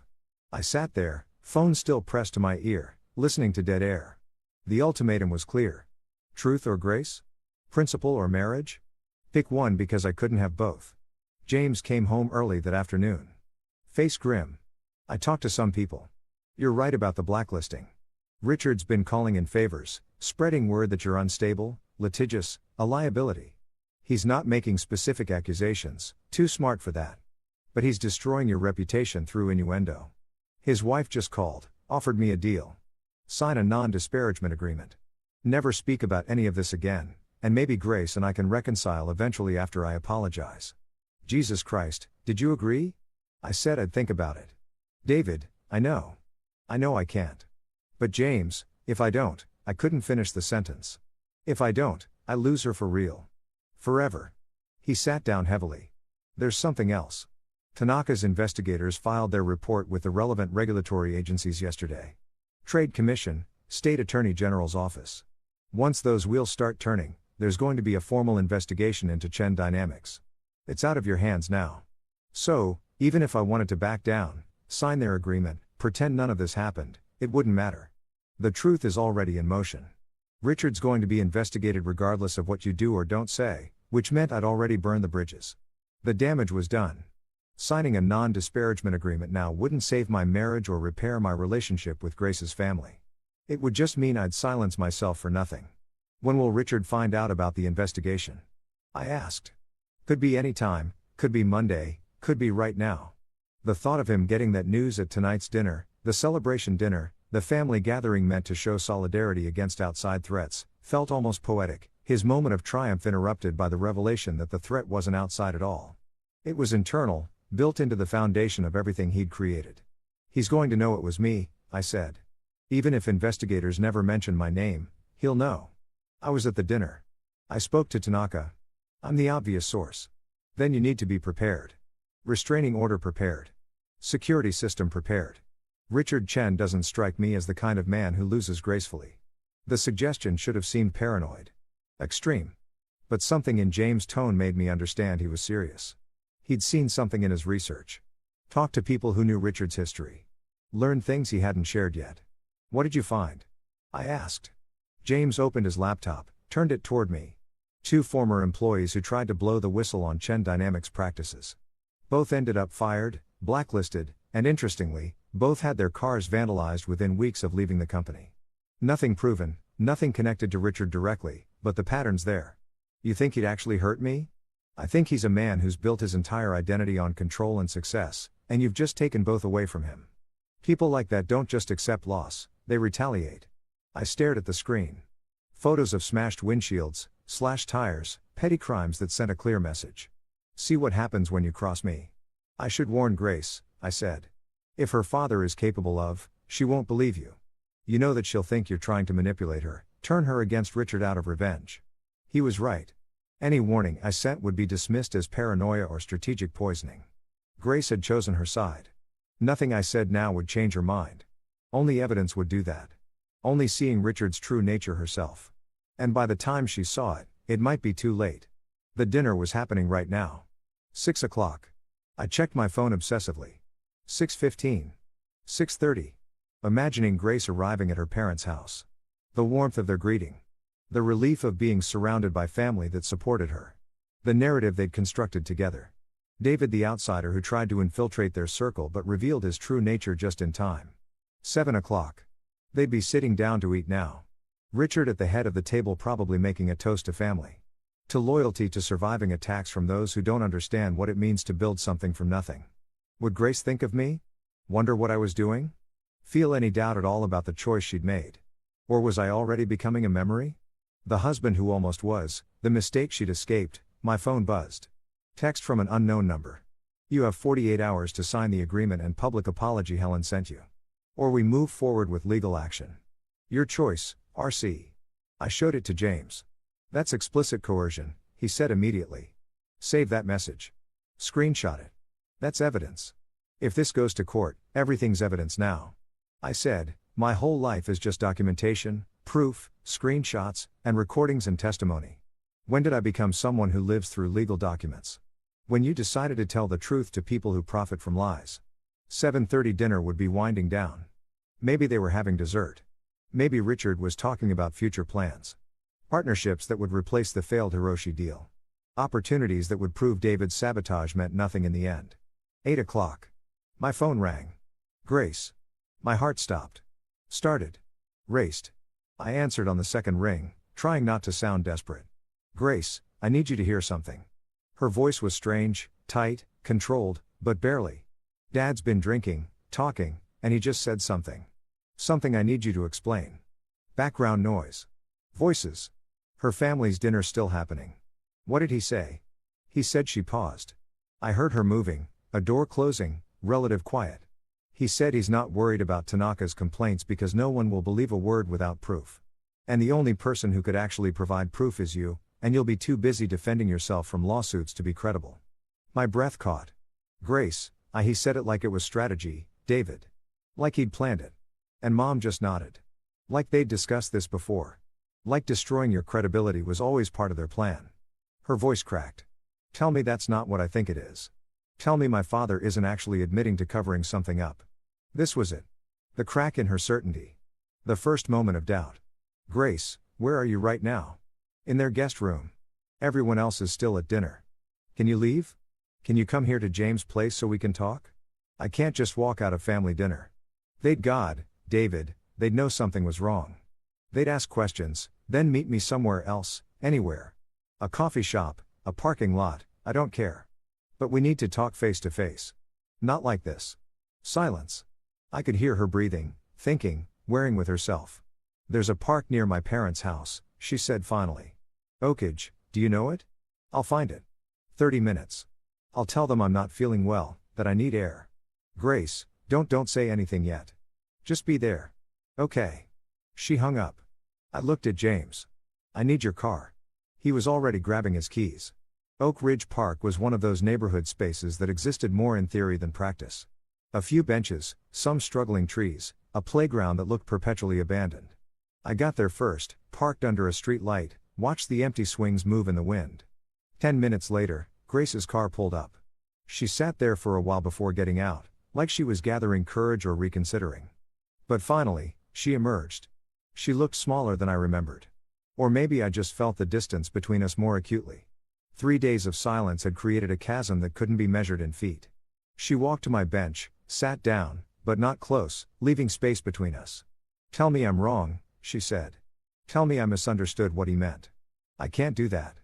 Because you think he's guilty or because you know he is, because I have evidence that proves he is. And your father knows it exists and he's trying to prevent it from being used against him by destroying my credibility first. She closed her eyes. This is my dad, David. The man who taught me to ride a bike, who paid for my college, who walked me down the aisle at our wedding. I know. And that's what makes this so hard, because he's all those things to you. And he's also someone who's built his business on exploiting people who couldn't fight back. The folder you showed me, the one I threw at you, is it real? Every word. And you're sure? You're absolutely certain there's no other explanation? I pulled out my phone, opened the documentation I'd compiled. Not Tanaka's investigator report. She wasn't ready for that yet, but my own account, time-stamped, detailed, showing exactly what was said versus what was translated at that dinner. Read this, I said. Then decide. She took my phone. Read in silence while the wind moved through dying leaves and the swings creaked on their chains. When she finished, she handed back my phone without looking at me. He lied, she said quietly. Right to that man's face multiple times. Yes. And you saw it happen. Understood it in real time. Yes. Why didn't you stop it? Why didn't you say something right then? The question I'd been asking myself for days. Because I was a coward. Because I didn't want to embarrass him in front of a client. Because I thought maybe there was an explanation I wasn't seeing. Because confronting your father-in-law in the middle of a business dinner felt impossible. She nodded slowly, processing. Then when I go back tonight, they're going to ask where I went. What do I tell them? The truth. Which version? That you needed air? That you're not feeling well? That tonight made you think about things you'd rather not think about? I looked at her. Grace, you don't have to decide everything right now. You don't have to choose sides immediately, but you deserve to know the full truth before you commit to defending someone who might not deserve it. He's my father. I know. And I'm your husband, and we're both asking you to trust us. The difference is I can prove what I'm saying. She stood up. I need time. How much? I don't know. More than 3 days, less than forever. She looked at me finally. I still love you. I need you to know that even when I'm so angry I can barely think straight. Even when I hate what you've done to my family, I still love you. But love doesn't fix this. It doesn't make the questions go away. It doesn't tell me who to believe when everyone I trust is saying opposite things. She walked back to her car, got in, sat there for another minute before starting the engine, and then she left. I stayed on that bench long after her tail lights disappeared. The park emptied further into darkness. The street light above me buzzing and flickering, insects dying against the bulb. I'd gotten what I wanted, Grace, hearing me out. Doubt entering her certainty. So why did it feel like losing? Because doubt wasn't the same as belief. And space wasn't the same as reconciliation. And time might give her perspective. Or it might just give Richard more opportunity to rebuild his story. To explain away everything I'd shown her, to convince her that love meant choosing family over truth. My phone buzzed. James, you okay? Need me to come get you? I looked around the empty park, the playground where children played during daylight, where families gathered and felt safe. Now it was just shadows and wind and the ghost of conversations that changed everything. I'm okay. I texted back. Coming home soon. Home. James's couch. The temporary space I inhabited while waiting to find out if I still had an actual home to return to. I sat there until the cold seeped through my jacket and my hands were numb. Until sitting still became its own form of penance. Then I got up, got in the car, and drove back to the life I'd chosen. The one where truth mattered more than comfort. The one where I had to believe had to that eventually. That choice would be vindicated. If you've ever sacrificed everything for a principle, you know this uncertainty. This horrible anxious wondering if you've made the greatest mistake of your life or the most important decision. All you can do is wait and hope and try to believe that truth eventually wins, even when all the evidence suggests otherwise. The investigation became public knowledge on Monday morning. I woke up on James' couch to 17 missed calls and a text from my mother that simply read, "What on earth is happening?" I pulled up the news on my phone. There it was. Third story down on the local business section. State Attorney General opens investigation into Chen Dynamics Import-Export Company. The article was careful, full of allegedly and according to sources, but the implications were clear. Fraud, misrepresentation, potential criminal charges pending further investigation. Richard's corporate headshot stared back at me from the screen. Professional, confident, the picture of a successful businessman who'd built an empire through hard work and determination. You'd never know from looking at him that he'd systematically exploited dozens of suppliers, that his empire was built on broken contracts and unpaid invoices and leveraged desperation. My phone rang. Grace, did you know? Her voice was raw, like she'd been crying. Did you know this was coming? I knew Tanaka's investigators had filed reports. I didn't know when they'd moved forward. It's everywhere, David. Every news site, every business page. My principal called this morning.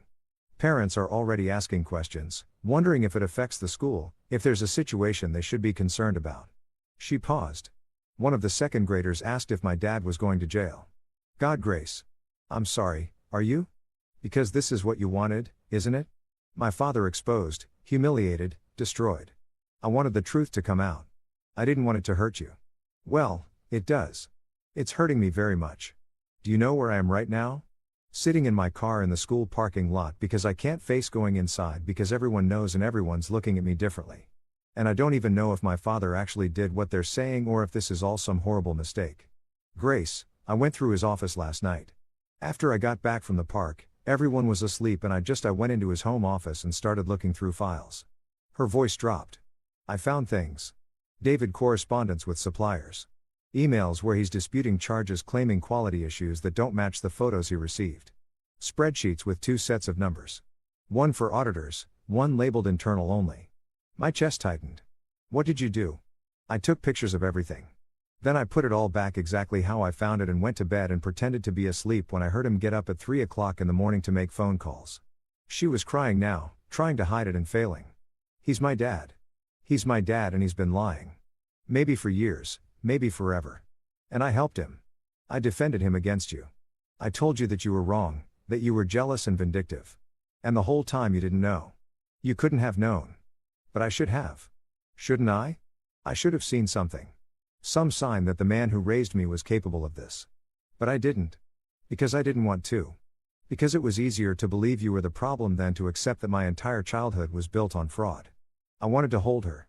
Wanted to drive across the city and pull her into my arms and tell her it would be okay. But I didn't know if that was true. And I didn't know if she'd want me there. What are you going to do? I asked. I don't know.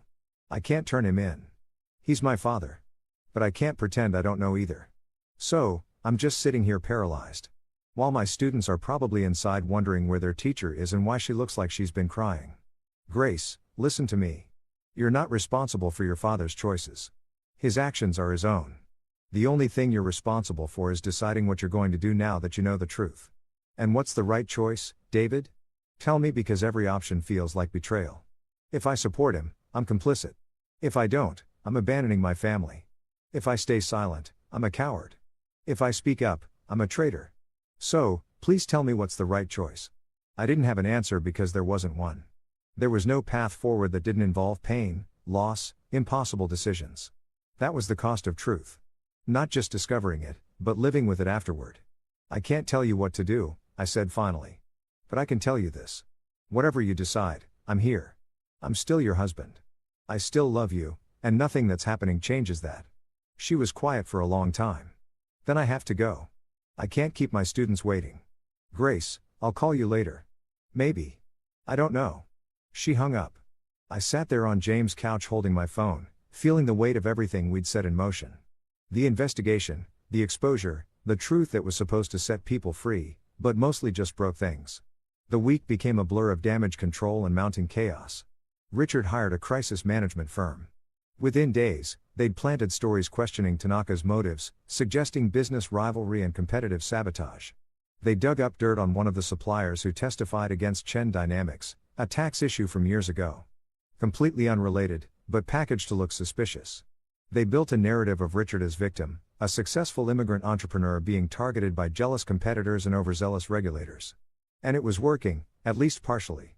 Comment sections filled with people defending him, questioning the timing of the investigation, suggesting this was politically motivated.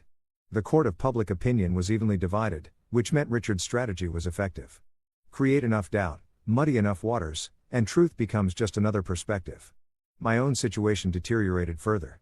2 more clients terminated their contracts. One explicitly cited the controversy surrounding my name. The other just said they were going in a different direction, but the timing was unmistakable. Richard's blacklisting campaign was systematic and effective. James filed paperwork for a restraining order based on the threatening text and evidence of business interference. We knew it probably wouldn't be granted. Not enough explicit threat. Too much plausible deniability, but it created a paper trail documentation of harassment protection if things escalated. Wednesday afternoon, I got a call from Detective Sarah Martinez with the Economic Crimes Unit. She wanted to interview me about my observations at the dinner with Tanaka. "You understand this is voluntary?" she said when we met at a coffee shop downtown. She was younger than I expected, sharp-eyed, professional. "You're not under investigation, but your testimony could be valuable to our case." "I understand." She pulled out a recorder. "Do you consent to being recorded?" "Yes." So, I told her everything again. The dinner, the mistranslations, what I'd heard versus what Richard had claimed. She took notes, asked clarifying questions, occasionally stopped the recording to explain what she could and couldn't tell me about the ongoing investigation.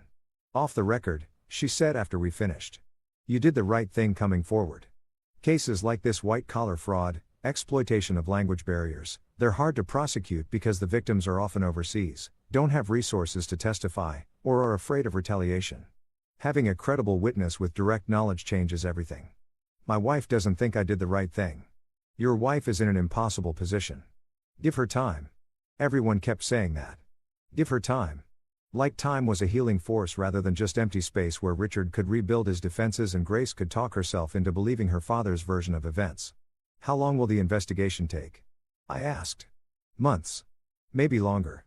Cases like this are complex, multiple jurisdictions, international witnesses, financial records that need forensic accounting. Mr. Chen has excellent lawyers who will fight every subpoena, challenge every piece of evidence. This won't be quick.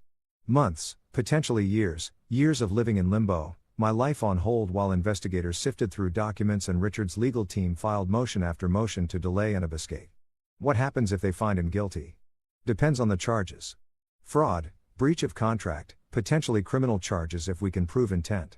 He could face fines, restitution, possibly prison time." She closed her notebook, "But that's a long way off. Right now, we're just gathering evidence." I left the coffee shop feeling hollow. I'd given my testimony, done my civic duty, participated in the machinery of justice, and it felt like nothing, like throwing stones at a mountain and hoping for erosion. Thursday evening, Grace finally called. "Can you meet me?" she asked. No preamble, no small talk. "Our apartment. I need to get some things, and I'd rather not be alone." "Of course. When?" "Now." I was there in 20 minutes. "Our apartment. Our apartment." Though it felt more like a museum of a life I used to have looked exactly the same. The dishes I'd left in the sink were washed and put away. Grace had been living here, maintaining things, existing in spaces we used to share. She was sitting on the couch when I arrived, looking small and exhausted. "Hey," I said. "Hey." We stood there in awkward silence for a moment. Then she said, "My parents want me to file for divorce." The words hit like a physical blow. "What?" "They sat me down last night. Both of them very serious, very concerned. They said you're clearly unstable. That you've shown you're willing to destroy family for personal gain, that staying married to you would be enabling your behavior." She looked at me. "Mom said she'd been worried about you from the beginning, that she always sensed something off, something she couldn't quite name. Now she feels validated. And what do you think? I think I don't recognize my life anymore. I think 3 weeks ago, I was a happily married second-grade teacher with a normal family and normal problems. And now my father's under criminal investigation. My husband's been driven out of our home and I'm being asked to choose between the two men I love most in the world." She started crying. Not the angry tears from before, but something deeper. Grief. The kind that comes from losing innocence. From discovering that the foundations you built your life on were actually quicksand. I sat down next to her. Not touching, just present. "I don't want a divorce," she said. "I want things to go back to how they were. I want none of this to be real. I want to wake up and have it be 3 weeks ago and make different choices that lead somewhere else." "What different choices?" "I don't know. Maybe you don't go to that dinner. Maybe I never asked you to. Maybe we just exist in happy ignorance forever. You think you could have been happy not knowing?" She wiped her eyes. "I think I was happier not knowing. Doesn't that make me a coward? It makes you human." We sat there in silence for a while. The apartment was too quiet, missing the sounds of normal life, TV in the background, dinner cooking, the unconscious noises of two people coexisting comfortably. "I went to see a lawyer," Grace said finally. "Not for divorce, just to understand my options, what I might be liable for if Dad's business collapses, whether creditors could come after family assets. And she said that unless I'm directly involved in the business, which I'm not, I'm probably protected. But she also said that if it comes out I knew about illegal activities and didn't report them, I could be charged with obstruction." She turned to look at me. "David, I took pictures of incriminating documents and I haven't done anything with them. Am I breaking the law? Am I committing a crime by not turning over evidence?" I didn't know. I wasn't a lawyer. But I knew that Grace was trapped in exactly the nightmare I'd hoped to prevent caught. Between loyalty and law, family and ethics, love and integrity. "You should talk to James," I said. "He'd know better than me. Your brother hates my father. My brother believes in justice. That's not the same as hate." She pulled her knees up to her chest, wrapped her arms around them. Small, defensive, trying to make herself smaller, like maybe she could disappear into the couch cushions. "There's something else," she said. "Dad came to my classroom yesterday during my lunch break. He'd never done that before. Come to my school. I mean, he always said teachers needed their professional space respected. What did he want? He asked if you'd contacted me, if you'd tried to convince me to testify against him or provide evidence. When I said we'd barely spoken, he seemed relieved, but also suspicious, like he didn't quite believe me." She paused. Then he said something strange. He said, "Your loyalty to family is being tested right now. Everyone will understand if you make the wrong choice. But I won't. I won't understand and I won't forgive." A chill ran down my spine. "He threatened you." "He didn't threaten. He just made his expectations clear." "Grace, that's a threat. That's explicitly threatening you with consequences if you don't support him unconditionally. He's my father. He's scared and lashing out. He's a man under investigation for fraud who's trying to intimidate potential witnesses, including his own daughter." She stood up abruptly. "I need to pack some things.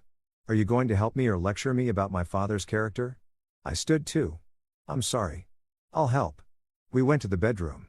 She pulled a suitcase from the closet, the one we'd used for our honeymoon, covered in tags from airports. We'd been excited to see together and started filling it with clothes. Methodical, mechanical, like this was just another task to complete rather than the dismantling of our shared life. "Where are you going?" I asked. "Friend's place. Emily from school. She has a spare room and she's not asking questions I can't answer." "You're not going back to your parents?" "I can't. Not right now. Being in that house, seeing Dad pretend everything's fine, watching Mom defend him like he's the victim. I can't do it." She moved to the bathroom, collected toiletries. I stood in the doorway watching her, memorizing the way she moved through spaces we'd shared. The efficiency of someone who knew exactly where everything was because she'd organized it because this was her home. "Do you think we'll survive this?" I asked. She stopped packing, stood there with her toothbrush in one hand, travel case in the other. I don't know, she said honestly. I want to. I'm choosing to leave my parents' house and stay with Emily instead of filing for divorce. So, that's something. But I also can't promise you that I won't wake up tomorrow and decide this is all too much. That loving you isn't worth losing my entire family over. I understand. Do you? She turned to face me. Do you really understand what you're asking me to sacrifice? Because it's not just Dad. It's Mom, my aunts and uncles, my cousins. It's every family gathering for the rest of my life, every holiday, every birthday. It's my entire support system. If I choose you, I lose all of them. And I don't know if I'm strong enough for that. You're the strongest person I know. Strength isn't the same as willingness to suffer. She finished packing, zipped the suitcase. I need time, David.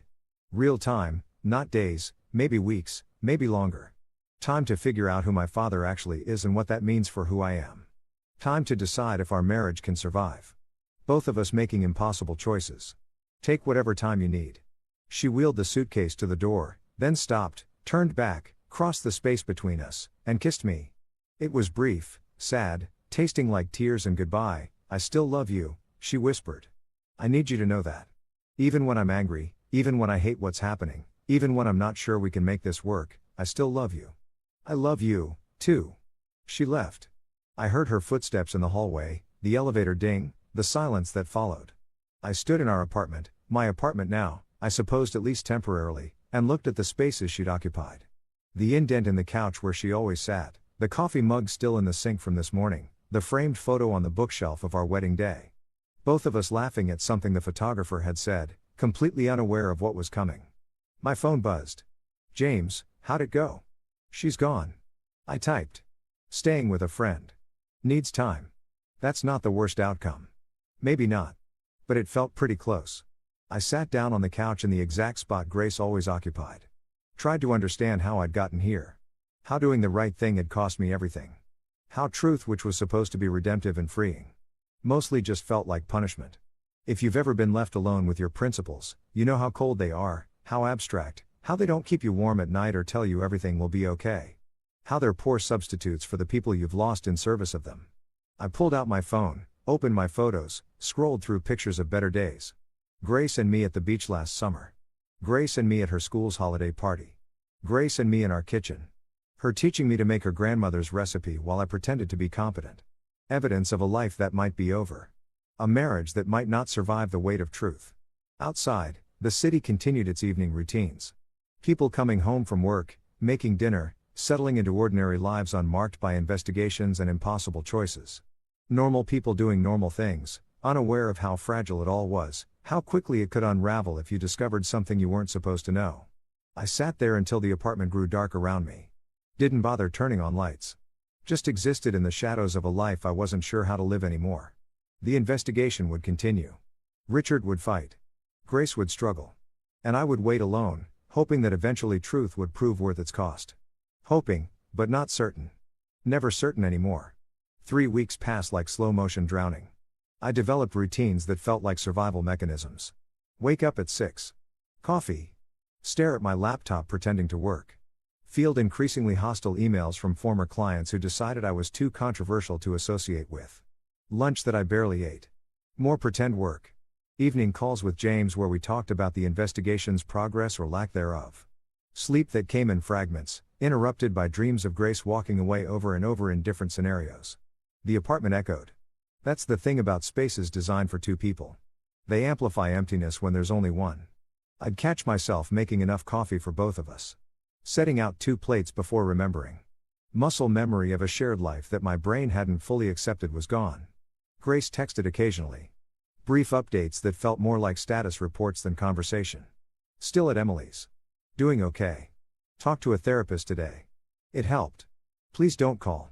I'll reach out when I'm ready. Each message was both relief and rejection. She was alive, functioning, not giving up entirely. But she wasn't coming back. Not yet. Maybe not ever. The investigation ground forward with bureaucratic slowness. Detective Martinez called every few days with updates that mostly consisted of, "We're still gathering evidence, and these things take time." Tanaka's legal team had provided extensive documentation. Other suppliers were coming forward now that the investigation was public, emboldened by safety and numbers. The case against Richard was building, brick by damning brick, but building wasn't the same as resolved. And in the meantime, Richard was free, operating his business, maintaining his reputation, systematically destroying mine. I'd lost 5 clients now, more than half my active contracts. The ones who remained were loyal but nervous, constantly asking if I was okay in ways that suggested they were waiting for me to become unstable or unreliable. I'd become a liability, a risk. The consultant had gotten tangled up in a high-profile fraud investigation and couldn't be trusted to focus on their marketing strategies. Money was becoming a problem. Real problem. I'd burned through my savings, paying for a lawyer to review the non-disparagement agreement Richard's team had sent, which my lawyer had advised I absolutely not sign. Now, I was looking at credit card debt and wondering how long I could afford this apartment by myself if Grace didn't come back. James had offered to cover rent. I'd refused. Too proud or too stupid to accept help that felt like admission of complete failure. On a Thursday morning, 4 weeks after Grace had packed her suitcase, my mother showed up at my door unannounced. "You look terrible," she said by way of greeting, pushing past me into the apartment. "Good morning to you, too, Mom." She set her purse down, immediately started tidying, picking up empty coffee cups, straightening magazines I hadn't read. My mother's stress response was cleaning. Always had been. When Dad died, she deep cleaned their entire house twice before the funeral. James told me what happened. She said the real version, not the sanitized one you gave me on the phone. "I didn't want to worry you." "Well, I'm worried. You've lost weight. This place looks like a depression nest. And according to your brother, you're being systematically blacklisted by your father-in-law." I sat down at the kitchen table. "It's under control." "Is it? Because from where I'm standing, it looks like you're drowning and too stubborn to grab the life preserver." She was right. Of course, mothers usually are. But admitting it felt like defeat. "What do you want me to say, Mom? That I made a mistake? That I should have kept quiet?" She stopped cleaning. Came to sit across from me. "I want you to tell me if you're okay. Actually okay. Not the version you think I want to hear." The question broke something. Maybe because she asked it without judgment. Maybe because I was too tired to maintain the facade anymore. "No," I said, "I'm not okay. My wife's gone. My career's imploding. I did the right thing and it's cost me everything that matters, and I don't know if it was worth it." She reached across the table, took my hand. "Do you believe what Richard Chen did was wrong?" "Yes." "Do you believe those suppliers deserve justice?" "Yes." "Do you believe Grace deserved to know the truth about her father?" I hesitated. "I believe she deserved the choice to know. I'm not sure anymore if I had the right to force that choice on her. Life forces choices on us all the time, sweetheart. The question isn't whether you had the right. It's whether you could have lived with yourself if you'd stayed silent." Could I have? That was the haunting question. In some alternate timeline where I'd kept my mouth shut, where I'd sat through that dinner and pretended I didn't understand, where I'd smiled and nodded and let Richard continue his fraud, could that version of me have been happy? "I don't know," I said honestly. "Well, I do. You couldn't have, because you're your father's son, and that man never met a truth he could leave alone, even when it would have been easier." She squeezed my hand. "He drove me crazy sometimes with his rigid ethics. But I always knew where I stood with him. Always knew he wouldn't compromise his integrity for convenience or comfort. Dad had been a professor, philosophy, spent his entire career teaching about moral frameworks and ethical decision-making. Died of a heart attack when I was 25. Arguing with the department head about academic honesty violations the administration wanted to ignore. Dad died fighting a battle that didn't need fighting. I said he could have let the plagiarism thing go. Let someone else handle it, but he couldn't and it literally killed him. Maybe. Or maybe that heart attack was coming anyway and at least he went out standing for something." She pulled back, started clearing more coffee cups. "You want my advice? Do I have a choice? No. Here it is. Stop waiting. Stop sitting in this apartment hoping Grace will come back, hoping Richard will face consequences, hoping everything will magically resolve itself. Start living again. Whatever that looks like. I don't know what that looks like anymore. Then figure it out. Get a new client. Join a gym. Volunteer somewhere. Do something that reminds you that you're still a person with value beyond this nightmare you're trapped in." She stayed for 3 hours, cleaned the entire apartment while lecturing me about self-care and resilience and how wallowing was unproductive. By the time she left, the place looked almost habitable, and I felt marginally less like I was dissolving into the furniture. "I love you," she said at the door. "Even when you're being impossibly stubborn. Love you, too, Mom." After she left, I looked around the clean apartment. She was right about the wallowing. I'd been existing in a holding pattern, waiting for external validation that I'd done the right thing. Waiting for Grace to come back and say I was forgiven. Waiting for Richard to be arrested and the universe to confirm that truth and justice prevailed. But life didn't work that way. Justice was slow and uncertain. Grace might never come back. And waiting for external validation was just another form of giving away my power. I pulled out my laptop, started drafting emails to potential clients I'd been too defeated to pursue, updated my portfolio, did the work of rebuilding that I'd been avoiding because it felt like admitting the damage was permanent. Maybe it was permanent. Maybe this was just what my life looked like now. But I could either accept that and adapt or keep drowning in what used to be. I chose adaptation. 2 days later, Grace called. Actually called, not texted. "Can you talk?" she asked. "Of course, always. I need to tell you something, and I need you to not have a reaction until I'm done explaining." My stomach dropped. This was it. The divorce conversation, the formal ending. "Okay," I said. "I met with Dad yesterday alone at a coffee shop near my school." I bit back the immediate response. "Why would you do that? Is he trying to manipulate you? Did he threaten you again and just waited?" He wanted to explain his side, to tell me that everything being said about him is exaggerated or taken out of context, that he's been a businessman for 20 years, and sometimes hard decisions look bad to outsiders who don't understand the industry. She paused. He was very calm, very reasonable, very convincing. My heart was racing. "Grace, I'm not done." He showed me counter-documentation, financial records that supposedly prove the suppliers are lying about non-payment, emails that he says show he was trying to resolve disputes in good faith, character references from other business partners who swear he's always been ethical and honorable. Those can be faked or taken out of context just like he's accusing others of doing. I know, which is why I recorded the conversation. I stopped breathing. "You what?" I recorded it on my phone. The whole thing. And David, there were moments where his story didn't add up, where he'd say something that contradicted what he'd said 5 minutes earlier, where he'd get defensive about questions that shouldn't have made him defensive if he was really innocent. "What are you going to do with the recording?" "I don't know yet. That's why I'm calling, because I need to know if I turn this over to the investigators. Am I betraying my father? Or am I just refusing to be complicit in his lies?" The question wasn't rhetorical. She genuinely didn't know. Was asking me to help her figure out where the line was between loyalty and complicity, between family and justice. "What does your therapist say?" I asked. "That I need to decide what I can live with.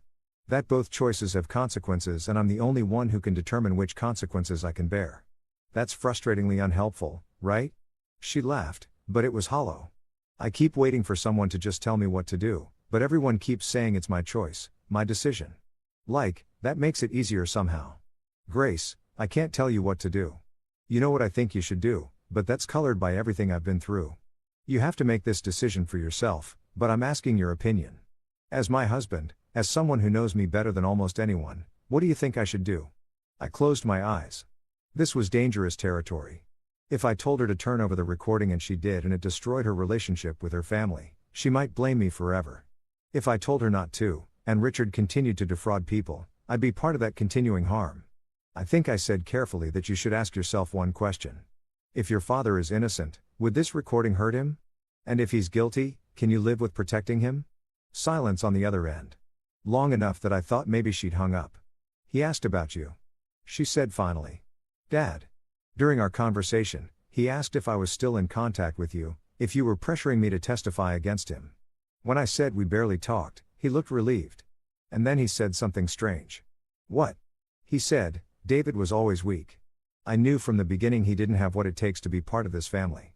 I'm just glad you're seeing it now before he could do more damage." The word stung more than I expected. Weak. After everything I'd risked, everything I'd lost, he thought I was weak. "And what did you say?" I asked. I said, "Actually, I think it takes a lot of strength to stand up for what's right, even when it costs you everything." And he looked at me like I'd slapped him. She paused. That's when I knew I had to record the rest of the conversation. Because if he could look at his own daughter with that much contempt, just for suggesting you might have principles worth respecting, what else was he capable of? "Grace, I'm sorry. I'm so sorry you're in this position. Don't be sorry. Be honest with me. If our positions were reversed, if it was your parent being investigated and I was the one who'd come forward, would you forgive me? Could you?" The question cut to the heart of everything. Would I? Could I forgive someone for exposing my parents' crimes? Even if those crimes were real, I'd want to think I could, I said. But honestly, I don't know. It's easy to say you'd choose justice over loyalty until you're actually facing that choice. Maybe I'd be exactly where you are now, angry and confused and not sure if doing the right thing is worth losing your family over. That's not the inspiring answer I was hoping for. I know, but it's honest. She sighed. I'm so tired, David. I'm tired of thinking about this. Tired of analyzing every conversation for hidden meanings. Tired of wondering if the man who taught me to ride a bike is secretly a monster. I just want it to be over. I know. Me, too. Do you think we'll survive this? Us? I mean, our marriage. Do you want to? Yes. Most days. Some days I'm not sure. Some days I think it would be easier to just cut my losses, file for divorce, pretend this whole chapter never happened. And what stops you on those days? The fact that I still love you. The fact that you did something impossibly difficult because you believed it was right. The fact that I don't want to become the kind of person who runs away from hard things just because they're hard. She paused. And because I keep thinking about what you said at that park, about how love doesn't fix things, but it matters anyway. And you're right. It doesn't fix this, but it matters. Something loosened in my chest. Not relief exactly, but hope. The first genuine hope I'd felt in weeks. Grace. Whatever you decide to do with that recording, turn it over, delete it. Keep it as insurance.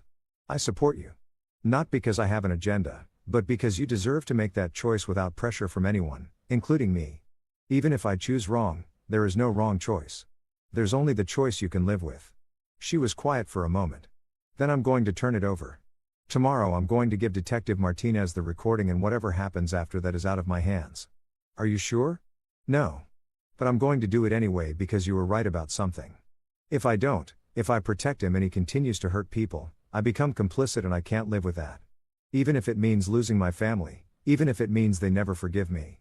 Pride swelled in my chest. That's incredibly brave. It doesn't feel brave. It feels terrifying. That's usually what brave feels like. We talked for another hour. Not about Richard or the investigation or the impossible choices we were both facing. Just talked about her students. About a funny thing that happened at Emily's apartment. About a movie she'd watched that made her think of me.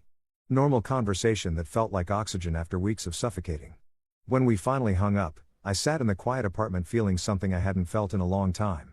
Not happiness exactly, but something adjacent to it. The possibility of eventual happiness. The distant promise that maybe eventually we'd find our way back to each other. Grace turned over the recording the next day. By evening, it was part of the official investigation file. 2 days later, Richard's lawyer held a press conference, calling the recording an illegal invasion of privacy and a desperate attempt by hostile family members to manufacture evidence. The legal maneuvering had begun in earnest. Richard wasn't going down quietly, but he was going down. I could feel it.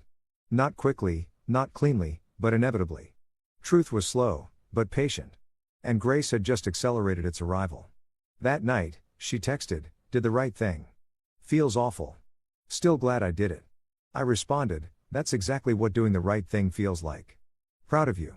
3 dots appeared, disappeared, appeared again. Finally. "Can we have dinner?" "Not at the apartment. Somewhere neutral. I'm not ready to come home yet, but I miss you." "Absolutely. When?" "Tomorrow. 7:00 p.m. that Italian place we went to on our first date. I'll be there." I stared at my phone for a long time after that. It wasn't reconciliation. It wasn't resolution, but it was movement. Forward motion, the possibility that destruction wasn't the only outcome, that sometimes breaking things apart was necessary before you could rebuild them stronger. If you've ever started to see light at the end of a very long tunnel, you know this feeling. Not relief yet, but hope. Cautious, fragile, desperately needed hope. I had dinner plans with my wife. The investigation was progressing. Richard was fighting, but losing ground. And for the first time in weeks, I could imagine a future that wasn't just survival, but actual living. It wasn't over. Not by a long shot, but maybe possibly. We were past the worst of it. I chose to believe that. Had to believe it because the alternative was unbearable. The Italian restaurant looked exactly the same. Same red awnings, same warm lighting spilling onto the sidewalk, same hand-painted menu board advertising specials in cheerful chalk. 5 years ago, I'd brought Grace here on our first real date. Not the casual coffee that came before, but the deliberate, nervous, please let this go well dinner date. I'd worn a tie I didn't know how to knot properly. She'd laughed at my fumbling explanation of why I'd chosen Italian food, then ordered in flawless menu Italian that made me fall a little bit in love right there. Now, I stood outside that same restaurant 5 years and a lifetime later, wondering if we were about to have our last meal together or our first step back. She arrived exactly at 7 o'clock. Grace was never late. One of the things I loved about her reliability in a world that felt increasingly chaotic. She wore a navy dress I recognized. Her hair pulled back in a way that meant she'd spent time deciding how to look. Not too casual, not too formal. The careful calibration of someone who didn't know what this evening meant either. "Hi," she said. "Hi." We stood there on the sidewalk. Two people who'd shared a bed and a life and dreams about the future. Suddenly, strangers navigating the basic mechanics of greeting. Do we hug, kiss, shake hands like business associates? She solved it by stepping forward and wrapping her arms around me. Brief, tight. A hug that said, "I've missed you and I'm still angry and I don't know what we're doing all at once." "You made a reservation?" she asked when she pulled back. "Under Morrison, our table's ready." Inside, the hostess led us to a corner booth, the same booth where we'd sat 5 years ago. Though I hadn't requested it. Just luck or the universe's sense of irony. We sat, ordered wine neither of us would drink much of. Studied menus we'd already memorized. "How's Emily's place?" I asked when the silence stretched too long. "Fine. She's been amazing. Very patient with me crying at random times or rage cleaning her kitchen at 2 in the morning." Grace sat down her menu. "David, can we just not do small talk? I don't have the energy for pretending this is a normal dinner." "Okay. What do you want to talk about?" "Everything?" "Nothing. I don't know." She folded her hands on the table. "Tell me how you're doing." "Actually doing. Not the version you'd tell someone you're trying not to worry." So I told her about the lost clients, the financial stress, the way I'd been existing rather than living. About my mother showing up and forcing me to clean the apartment and rejoin the world. About the daily grind of giving testimony to investigators while watching Richard's PR machine paint me as unstable and vindictive. She listened without interrupting. When I finished, she said, "I didn't know it was that bad. The client situation. Why didn't you tell me?" "Because you were dealing with your own crisis. Because I didn't want to add to your burden. Because." I paused. "Because I was ashamed. Maybe that doing the right thing had cost me so much professionally." "It's not your fault, Richard is vindictive, isn't it?" I knew what he was capable of. I saw how he operated and I still chose to expose him knowing there'd be consequences. Consequences for telling the truth. That's not the same as fault. The wine arrived. We both took sips we didn't taste. Buying time. I listened to the recording again last night. Grace said the one with my dad. Really listen this time. Not just while I was recording. And David, there were so many lies, so many careful manipulations. He'd tell me something sympathetic to get me on his side, then 2 minutes later contradict it, then circle back and act like he'd never said the first thing. "Grace, let me finish. Please." She took a breath. There's a moment about halfway through where I ask him directly. "Did you deliberately mistranslate Tanaka's questions?" And you know what he says? He says, "Your husband has always been jealous of my success. He saw an opportunity to make me look bad and he took it." Not denial, not explanation, just deflection. Like the question itself was offensive. That's a classic technique. Redirect and accuse. Make the questioner defensive so they stop asking. I know that now, but in the moment it worked. I felt guilty for asking, like I was betraying him just by questioning. She looked at me. "How did you see through him so quickly? How did you know?" I didn't know at first. I just noticed inconsistencies. Then I looked closer and found more. Then I couldn't unsee it. And that's what I'm dealing with now. I can't unsee it anymore. Every childhood memory is filtered through this new lens. Was he genuinely proud of me at my college graduation, or was he performing for the audience? Did he really support my teaching career? Or did he just tolerate it because it made him look like a good father? I don't know what was real anymore. The waiter appeared to take our order. We chose things at random. Neither of us actually hungry. When he left, Grace continued, "My mom called this morning. She knows I gave the recording to the investigators. Dad told her. She said, I've chosen a side and I chose wrong. That I'm betraying family for a man who's manipulated me into doubting my own father. She said, if I don't recant, if I don't claim the recording was taken out of context or admit I misunderstood what I heard, I'm no longer welcome at family gatherings." My chest tightened. "Grace, I'm so sorry. Don't be." It clarified something for me. She didn't ask if the recording showed anything incriminating. Didn't ask if Dad was telling the truth. Just demanded loyalty without question. And I realized that's not love. That's not family. That's just control. Conditional acceptance based on blind obedience. She was crying now. Quiet tears. She didn't bother wiping away. I lost my family, David. I lost them because I chose truth over loyalty. And they see that as betrayal. And the worst part, I'm not sure I made the wrong choice. Which makes me feel like a terrible daughter. What kind of person doesn't regret losing their parents? The kind of person who realizes that keeping them meant losing herself. Is that what you tell yourself when you think about what this has cost us? Every single day, our food arrived. We pushed it around our plates pretending to eat. Detective Martinez called me yesterday. Grace said the recording is significant, that it shows consciousness of guilt. Dad knowing he needs to manipulate the narrative means he knows there's something to hide. Combined with everything else they found, she thinks they'll have enough for formal charges within a month. How do you feel about that? Relieved? Sick? Both. She set down her fork. There's a part of me that still wants him to somehow be innocent. To have an explanation that makes everything okay, but I know that's not going to happen. The man I thought he was doesn't exist. Maybe never existed. And I'm mourning someone who was always just a performance. I reached across the table. She let me take her hand. You're one of the strongest people I know. I said, I don't feel strong. I feel broken. Broken and strong aren't mutually exclusive. Sometimes strength is just surviving the breaking. We sat like that for a while, hands linked across pasta. Neither of us was eating. Two people trying to figure out how to rebuild something that felt irreparably damaged. I want to come home, Grace said suddenly. Not tonight. I'm not ready for that yet, but soon. Maybe next week. If you'll have me, of course I'll have you. It's your home, too, is it? After everything, after I threw you out, accused you of betrayal, chose my father over you. You didn't choose him. You chose to get space to figure out the truth. That's not the same thing. It felt the same to you. I bet it hurt, but I understood. And I never stopped hoping you'd come back. She squeezed my hand. I can't promise it'll be easy. I'm still angry sometimes. Still grieving. Still having moments where I resent you for being the one who made me see the truth. I know, but I love you, and I don't want to lose you on top of everything else I'm losing. You won't. I'm right here. I've been here the whole time. We left the restaurant around 9 o'clock, full of wine and unfinished pasta and something that felt like tentative hope. Grace walked me to my car, then leaned against it, looking up at the night sky. Do you remember our first date here? She asked. You ordered an Italian and made me realize I was completely out of my depth. You were so nervous. It was adorable. You kept adjusting your tie and apologizing for things that didn't need apologies. I really wanted to impress you. You did. Not with the tie that was a disaster, by the way, but with how genuinely you listened, how you asked real questions and cared about the answers. I remember thinking, this is someone I could build a life with. And did we build a life? She looked at me. We're building something. Maybe not what we originally planned. Maybe better, maybe worse. But something real. She kissed me then. Soft, tentative, tasting like wine and salt and new beginnings. When she pulled back, she said, I should go.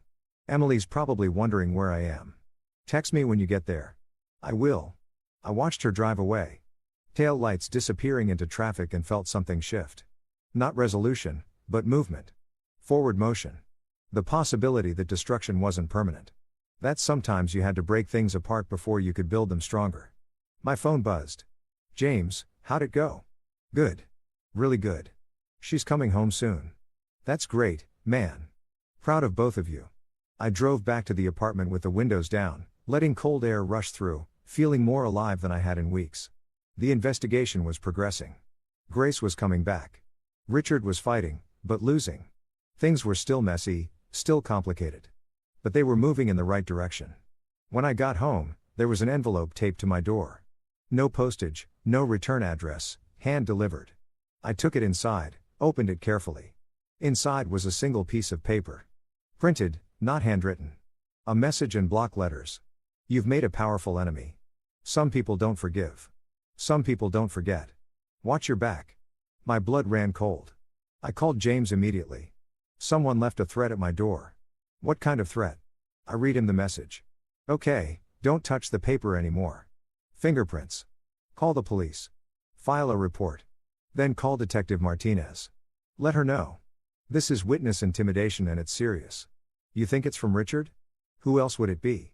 David, You need to take this seriously. Get security cameras for your door. Maybe stay with me for a few days until I'm not running. I'm not letting him intimidate me into hiding. This isn't about machismo. It's about safety. If Richard's desperate enough to send threats, don't know it's from Richard. Could be anyone, right? Could be the Tooth Fairy. Use your head, David. The man's under investigation. His daughter just turned over evidence against him. His business is collapsing. He's cornered. And cornered animals are dangerous. He was right.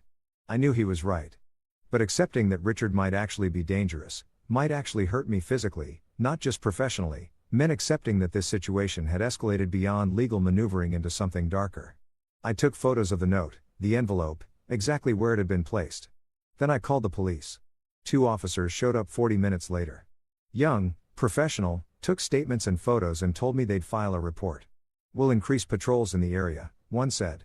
And you should consider a security system. Ring doorbell, cameras, that kind of thing. After they left, I called Detective Martinez, got her voicemail, left a message. Then I sat on my couch staring at the door, wondering who'd stood there, who'd known where I lived, who'd wanted me scared enough to deliver a threat in person. My phone buzzed. Grace, made it to Emily's. Thank you for tonight. It meant everything. I stared at the message. Should I tell her about the threat? Would it scare her? Make her reconsider coming home? Or was not telling her another form of manipulation? Another way of controlling information to protect her feelings? I typed, meant to me, too. Listen, something happened after you left. Someone left a threatening note at my door. Police are involved. I'm okay, but I wanted you to know. 3 dots appeared immediately. Then what? Are you safe? Should I come there? I'm safe. Building's secure. Just thought you should know. Might be nothing. Or it might be my father. David, this is serious. You can't stay there alone. I'm not running. I'm not asking you to run. I'm asking you to be smart. Can you go to James at least for tonight? I looked around my apartment. The clean space my mother had helped restore.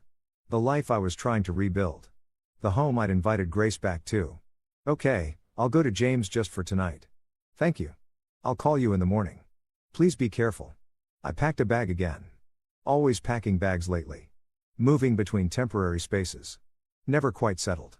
I took one last look at the apartment before leaving the photos on the shelves. The books we'd collected, the evidence of a shared life that felt increasingly fragile. Then I locked the door, got in my car, and drove to my brother's place for the second time in a month. James had the couch already made up when I arrived. This is becoming a habit, he said. Not by choice. I know, but David, you need to take this seriously. Richard Chen is not just unethical, he's vindictive, and now he's desperate. That's a dangerous combination. So what am I supposed to do? Hide? Move? Let him win by default because I'm too scared to live my own life. I'm saying you prepare. You protect yourself. You don't give him opportunities. I dropped my bag. Sat heavily on the couch. Grace is supposed to come home next week. How do I bring her back to an apartment that's been threatened? How do I ask her to feel safe there? You install security. You stay vigilant. You do what you need to do to actually be safe, not just feel brave.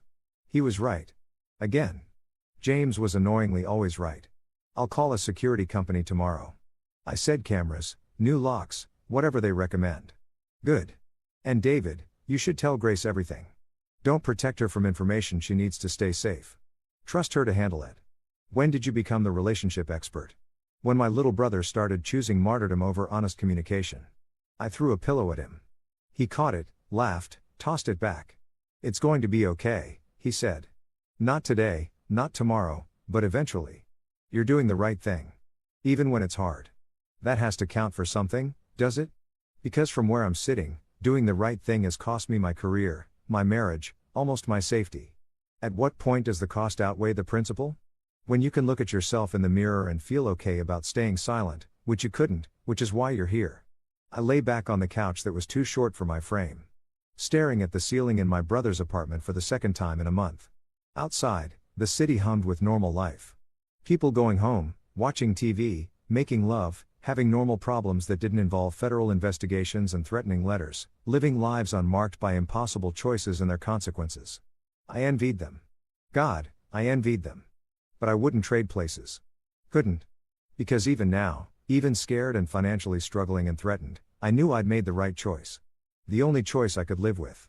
Even if living with it meant sleeping on my brother's couch with a threatening letter logged as evidence with the police. Even if it meant installing cameras and checking over my shoulder and wondering if every footstep behind me was danger. Even if it meant accepting that sometimes the cost of integrity was higher than you ever imagined paying. If you've ever stood at the intersection of principle and price, you know this feeling. The certainty that you'd do it all again, mixed with the desperate wish that you didn't have to. I closed my eyes and tried to sleep. Tomorrow, I'd install security systems and call Detective Martinez and tell Grace the full truth about the threat and her father's escalation. Tomorrow, I'd keep building the case, keep protecting myself, keep moving forward. But tonight, I just tried to rest. Tried and mostly failed because peace was hard to find when you declared war on someone who fought dirty and fought to win. And Richard Chen was nothing if not a fighter.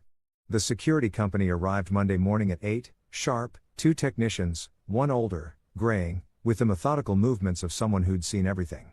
One younger, eager, explaining every detail like I was studying for a test. They installed cameras at the front door, the back entrance, the parking garage, motion sensors, new locks with digital codes, a system that would alert my phone if anyone approached within 10 feet of my door. Overkill? The older tech asked, reading my expression. I don't know anymore. What's overkill when someone's already threatened you? This ain't overkill.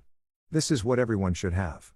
He showed me the app, how to review footage, how to set alerts. Someone comes near your door now, you'll know. They try the handle, you'll know.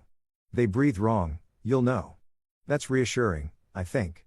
After they left, I sat in my apartment, my secure, surveilled, fortress-like apartment, and felt both safer and more paranoid. Every sound made me check my phone. Every footstep in the hallway triggered a spike of adrenaline. I'd become someone who flinched at shadows. Grace came by around noon. I told her about the security installation, expected her to be relieved. Instead, she looked haunted. This is because of my father, she said, staring at the camera above the door. You're living in fear because I'm related to a man who threatens people. You're not responsible for his choices, aren't I? If I'd seen what he was earlier, if I'd questioned things instead of blindly accepting, Grace, no, you can't rewrite history like that. You trusted your parent. That's not a character flaw. That's being human. She moved through the apartment like she was seeing it for the first time, touching familiar objects, the books on our shelves, the photos on the walls, the coffee maker we'd picked out together, reacquainting herself with a space that had been ours but was now just mine, at least temporarily. Can I stay tonight? She asked suddenly. Not moving back yet. Just I want to sleep in our bed. I want to wake up next to you just for one night before I have to go back to Emily's and keep pretending I'm okay. You don't have to pretend here. I know. That's why I'm asking. So, she stayed. We ordered takeout neither of us finished. Watched a movie neither of us paid attention to existed in the same space. Relearning how to be together without the weight of crisis forcing every interaction. That night, lying in bed with Grace curled against me, her breathing evening out into sleep, I checked my phone one last time. The security app showed the empty hallway, the quiet parking garage, the world continuing its normal rhythms while ours remained fractured. No threats, no visitors, no Richard Chen lurking in shadows. Maybe the note had been his last desperate move. Maybe the security was working as a deterrent. Maybe I could actually sleep without jumping at every sound. I was wrong about all of it. Tuesday morning, Detective Martinez called while Grace was in the shower. We're filing formal charges, she said without preamble. Wire fraud, contract fraud, multiple counts. The DA's office is confident enough in the case to move forward. My heart raced. When? Warrant goes out this afternoon. We'll execute it tomorrow morning. Wanted to give you a heads up in case Chen's people come after you with accusations of cooperation. Grace is here with me. She should know. Agreed. But David, be prepared. This is going to get ugly. Chen's lawyers will fight every charge. His PR team will go into overdrive. And he's going to blame everyone involved, especially you and his daughter. We're prepared. Are you? Because preparation means understanding that this man might do more than send threatening letters. Cornered animals don't just run. Sometimes they attack. The warning hung in the air after we disconnected. Cornered animals. Richard had money, connections, resources, and now he had nothing left to lose. When Grace emerged from the bathroom, towel drying her hair, wearing my t-shirt, looking momentarily normal, I knew I had to tell her. No more protective emissions. No more filtering information to spare her feelings. That was Detective Martinez. I said they're filing charges. Tomorrow morning. She froze mid-motion. Towel suspended. Tomorrow, formal arrest, wire fraud, contract fraud, multiple counts. She sat down slowly on the bed. It's really happening. I knew it was coming, but hearing it said out loud, Grace, there's something else. Martinez thinks your father might escalate. That the threat I received might not be the end of it. What are you saying? I'm saying we need to be careful. Both of us. Maybe you shouldn't be alone right now. Maybe you should stay here where there's security rather than going back to Emily's. She looked at me with an expression I couldn't read. You think my father would actually hurt me? His own daughter? I think he's desperate, and desperate people do desperate things. He's not violent, David. He's manipulative, dishonest, ethically bankrupt, but he's not violent. You didn't think he was any of those other things either. Until you did. The words landed harder than I intended. She flinched, looked away. I'm sorry, I said. That was true. It was true. She stood up, started getting dressed. I need to call my mom before she hears it on the news, before she finds out her husband is being arrested and no one in the family warned her. You think she'll listen? Probably not, but I have to try. She made the call from the living room while I pretended not to eavesdrop from the kitchen. I could hear her side of the conversation, quiet at first, then increasingly strained. Mom, please just listen. I know you don't want to hear it, but it's not David's fault because the evidence is real. Mom, he's going to be arrested tomorrow. You need to prepare yourself. Silence. Then Grace's voice, small and broken. I love you too, even if you don't believe me right now. She came back to the kitchen with tear-streaked cheeks. She hung up on me, said I was being dramatic, that this is all a witch hunt, that Dad's lawyers will handle it, and I should be supporting him instead of spreading panic. I pulled her into a hug. She collapsed against me, crying the way she'd been holding back, full, wrenching sobs that shook her whole body. I tried, she gasped. I tried to warn her, to prepare her, and she wouldn't listen. You did what you could. Did I? Or did I just make it worse? Now, when it happens, she'll remember that I knew that I tried to tell her. She'll blame me for not doing more, or for doing too much, or for existing in the middle of this nightmare. There was nothing I could say to that because she was probably right. Helen Chen would find a way to blame Grace no matter what. That's what people did when they couldn't accept their own complicity. They redirected blame to anyone nearby. Grace pulled back, wiped her eyes. I should go to work. Pretend everything's normal for a few more hours before the world explodes. Are you sure? My students need me, and I need them.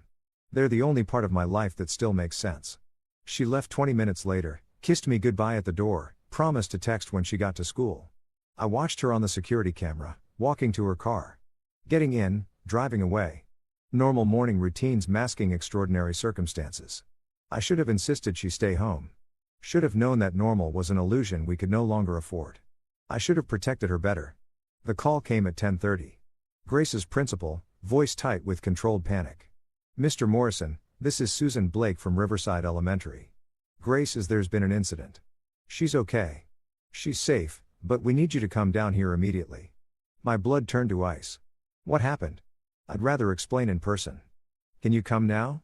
I was in the car before she finished the sentence. Riverside Elementary was 15 minutes away.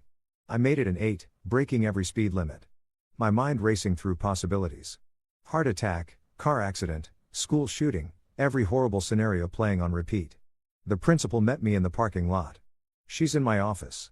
She's not hurt, but she's very shaken. What happened? Someone came to her classroom. During instruction, a man we didn't recognize. No visitor badge. Somehow got past security. He walked into her classroom while she was teaching and handed her an envelope, then left before anyone could stop him. What was in the envelope? Photos of Grace at your apartment, at restaurants, in her car, taken over the past few weeks. Susan Blake's expression was grim. Mr. Morrison, your wife has been under surveillance, and whoever's responsible wanted her to know it. The bottom dropped out of my stomach. They led me to the principal's office where Grace sat curled in a chair, pale and trembling. She looked up when I entered, and the fear in her eyes nearly broke me. David, she whispered. He's been watching me, following me. The photos they're everywhere. My apartment, Emily's place, the grocery store, the school parking lot. Everywhere I've been, he's been there. I knelt in front of her, took her hands. They were ice cold. Did you see the person who delivered them? Barely. Older man, maybe 60s. He smiled at me like this was funny. Like scaring me was entertainment. Susan cleared her throat. We've called the police.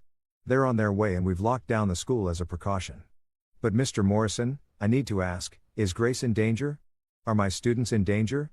Because if there's something going on that puts this school at risk, the person responsible is Grace's father, I said. He's being arrested tomorrow on fraud charges. This is his way of retaliating. Her father? Susan looked between us, recalibrating. I knew there was a family situation. Grace mentioned it, but I didn't realize. Neither did I, Grace said wholly. I didn't think he'd actually. I thought the threat to David was posturing. I didn't think he'd follow through. The police arrived. Different officers than the ones who'd come to my apartment, older, more experienced, treating this as the serious crime it was. Stalking, harassment, witness intimidation. They took the photos as evidence, took statements from Grace, from Susan, from the teacher's aide who'd seen the man enter. We're issuing an emergency restraining order, one officer said, against Richard Chen, and any associates. He comes within 500 feet of you, your husband, your workplace, or your home. He's arrested immediately. Can you actually enforce that? Grace asked. He has money, lawyers. He knows how to work around rules. Ma'am, he's about to be arrested on federal fraud charges. He violates a restraining order. That's additional charges. Additional evidence of consciousness, of guilt. His lawyers will tell him to back off unless his lawyers couldn't control him anymore. Unless Richard had moved beyond rational self-interest into pure vindictiveness, we left the school together. Grace couldn't go back to her classroom, couldn't face her students after what had happened, couldn't pretend everything was okay when a strange man had walked into her safe space and shattered it. I drove us back to the apartment, checking mirrors compulsively, looking for cars that followed too closely. Hyper aware of every vehicle around us. He wanted me to know, Grace said quietly. That's what the photos were about. Not just scaring me, but making sure I understood he's been there, watching that he could have done something worse anytime he wanted. The restraining order will stop him. Will it? Or will it just make him more desperate? I didn't have an answer for that. At home, our fortress-like home with cameras and sensors and locks that should have made us safe. We sat on the couch while I pulled up the security footage from the past few days, looking for Richard, looking for evidence he'd been here. And there he was, Tuesday night, 2 days ago, at 3 o'clock in the morning, standing in the parking garage, looking up at our building, not approaching, not doing anything actionable, just standing there, watching, making sure the cameras caught him, making sure we'd eventually see and know he'd been there. Jesus Christ, Grace breathed. He's been here right outside. While I was sleeping, I called Detective Martinez immediately. Sent her the footage. She promised to add it to the case file to use it as evidence of harassment patterns. But the damage was done. The sense of safety, already fragile, was completely shattered. Richard Chen wasn't just fighting legally anymore. He was waging psychological warfare. And we were his primary targets. That night, neither of us slept. We lay in bed, lights on, both of us checking our phones compulsively, Grace monitoring the security cameras, me refreshing news sites, waiting for word that Richard had been arrested, that this was over, that we could breathe again. Around midnight, my phone buzzed. James, checking in. You guys okay? I called him, told him about the photos, the stalking, the escalation. He's coming apart. James said this is endgame behavior. He knows he's finished, so he's trying to take you down with him. He's going after Grace, his own daughter, because in his mind, she's the ultimate betrayal. You're an outsider, expected to be disloyal. But his daughter, choosing truth over him, that's unforgivable. So, what do? You survive tomorrow. Get through the arrest. Once he's in custody, once he's processing the reality of criminal charges, the fight might go out of him, or his lawyers will convince him to back off. Either way, the acute danger should pass. Should, might, the language of uncertainty. And if it doesn't, I asked, then we prepare for a long fight. But David, you can't think about that now. You can only think about getting through the next 24 hours. After we hung up, I lay in the darkness, listening to Grace's breathing, feeling her tension even in silence. Talk to me, I said. Tell me what you're thinking. I'm thinking about a time when I was 7. I fell off my bike, scraped my knee badly. Dad carried me home, cleaned the wound, put on a band-aid with dinosaurs on it. He told me I was brave, that falling was part of learning. Her voice cracked, and I'm trying to reconcile that man, the one who made me feel safe, with the man who's stalking me, threatening you, trying to destroy us for telling the truth. Maybe they're both real. Maybe he was capable of love and violence simultaneously. That's what scares me. Because if he could be both, what else could he be? What else is he capable of? I pulled her closer. Whatever happens, we face it together. Okay. No more separation. No more you dealing with your family alone while I deal with my fears alone. We're in this together. Together, she echoed. Even when together feels terrifying, especially then. Wednesday morning arrived with the inevitability of thunder after lightning. I watched the news on my laptop while Grace made coffee. Neither of us would drink. At 7:47 a.m., the story broke. Local businessman Richard Chen arrested on federal fraud charges. The footage showed Richard being led from his home in handcuffs, surrounded by FBI agents and local police. He looked smaller, somehow, diminished, not the imposing figure who'd held court at family dinners and business meetings, just a man in an expensive suit being arrested for crimes he'd committed. Grace stood behind me, watching over my shoulder. I felt her hand on my back, grounding, trembling. "It's real," she whispered. I knew it was coming, but seeing it. Her phone rang. Her mother. Grace stared at the screen, paralyzed. "I can't," she said. "I can't talk to her right now." "Then don't. You don't owe anyone explanations today." The phone rang 3 more times. Then texts started coming from her mother, her aunts, cousins, some angry. "How could you do this to him?" Some confused. "What's happening? Is this really true?" One from a cousin who'd always been kind. "I believe you. I'm here if you need me." Grace turned off her phone. "I can't deal with this. Not today. Maybe not ever." I understood. Sometimes survival meant disconnection. Meant choosing yourself over family expectations. Meant accepting that some relationships couldn't survive truth. By noon, Richard's arrest was everywhere.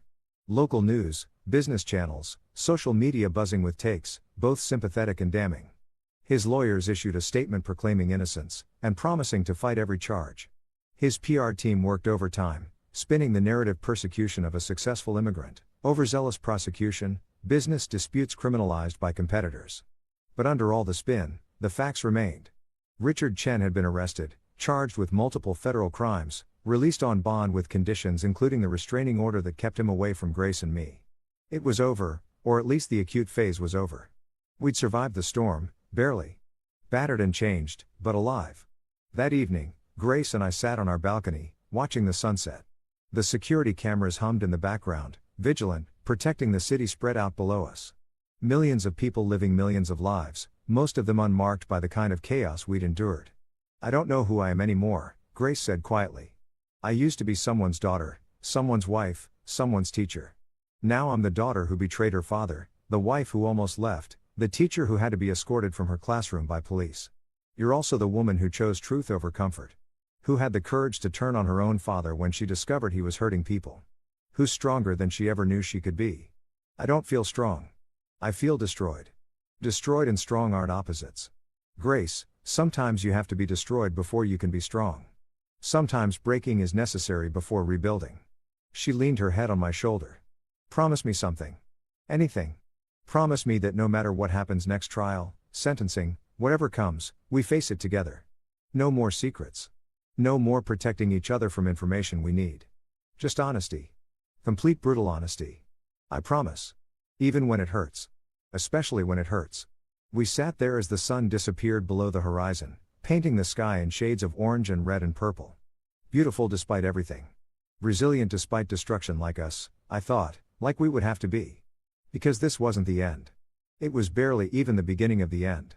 Richard's trial would take months, maybe years. The fallout would continue. Family fractures, professional consequences, psychological scars that would take time to heal. But we'd survive the worst of it. We'd face the storm and come through damaged but intact. And sometimes survival was enough. Sometimes it was everything. If you've ever made it through the impossible and come out the other side, you know this feeling. Not triumph, not victory, just relief. The profound, exhausting relief of still being standing when you thought you'd fall. We were standing together. Ready for whatever came next. Ready, if not quite whole, but whole enough for now, for today. Tomorrow would bring its own challenges. But tomorrow could wait. Tonight we had survived and that was enough. 6 months later, I stood in a courthouse hallway watching Richard Chen sign a plea agreement. The trial had been scheduled for 3 weeks. His lawyers had promised a vigorous defense, character witnesses, expert testimony about normal business practices in international trade. But on day 4, facing testimony from 17 defrauded suppliers and forensic accountants who'd unraveled his financial deceptions, Richard's legal team negotiated a deal. Guilty on 4 counts of wire fraud, 3 years federal prison, 5 years probation, full restitution to victims, his business licenses revoked, Chen Dynamics dissolved, assets liquidated to pay what he owed. It wasn't everything, but it was justice. Imperfect, incomplete, but real. Grace stood beside me, her hand in mine. She hadn't spoken to her father since the arrest. Her mother had cut off all contact, chosen loyalty over acknowledgement. But Grace's aunt, her father's younger sister, had reached out weeks ago. I always suspected, she'd said quietly over coffee. I just didn't want to know. They talked now carefully, building something new from the wreckage of what was. Richard looked smaller in his suit, older. When his eyes met mine across the hallway, there was no rage anymore, just exhaustion. He'd fought and lost, and the fight had taken everything. He looked at Grace last. She didn't flinch, didn't look away, just held his gaze with steady, sad resolve. Then he signed the papers and was led away. We left the courthouse into November sunshine. Grace tilted her face toward the light, eyes closed, breathing deep. "It's over," she said. "The legal part. The rest takes longer." "I know." She opened her eyes. "But I can breathe now. For the first time in 6 months, I can actually breathe." We drove to the coast. Spontaneous, unplanned, just got in the car and drove until the city disappeared behind us and the ocean stretched ahead. We parked at a beach we'd never visited. Walked barefoot in cold sand. Let waves chase us back toward shore. "I got a job offer," I said. "Marketing director for a nonprofit, ethical supply chain advocacy." Ironically enough, they said my experience with corporate fraud cases made me uniquely qualified. Grace laughed, real laughter, the kind I hadn't heard in months. "Only you could turn whistleblowing into a career opportunity. It pays less than consulting, but it feels right. Like maybe everything happened for a reason." "Do you really believe that? That there's a reason for all this pain?" I watched the waves roll in. Persistent and patient.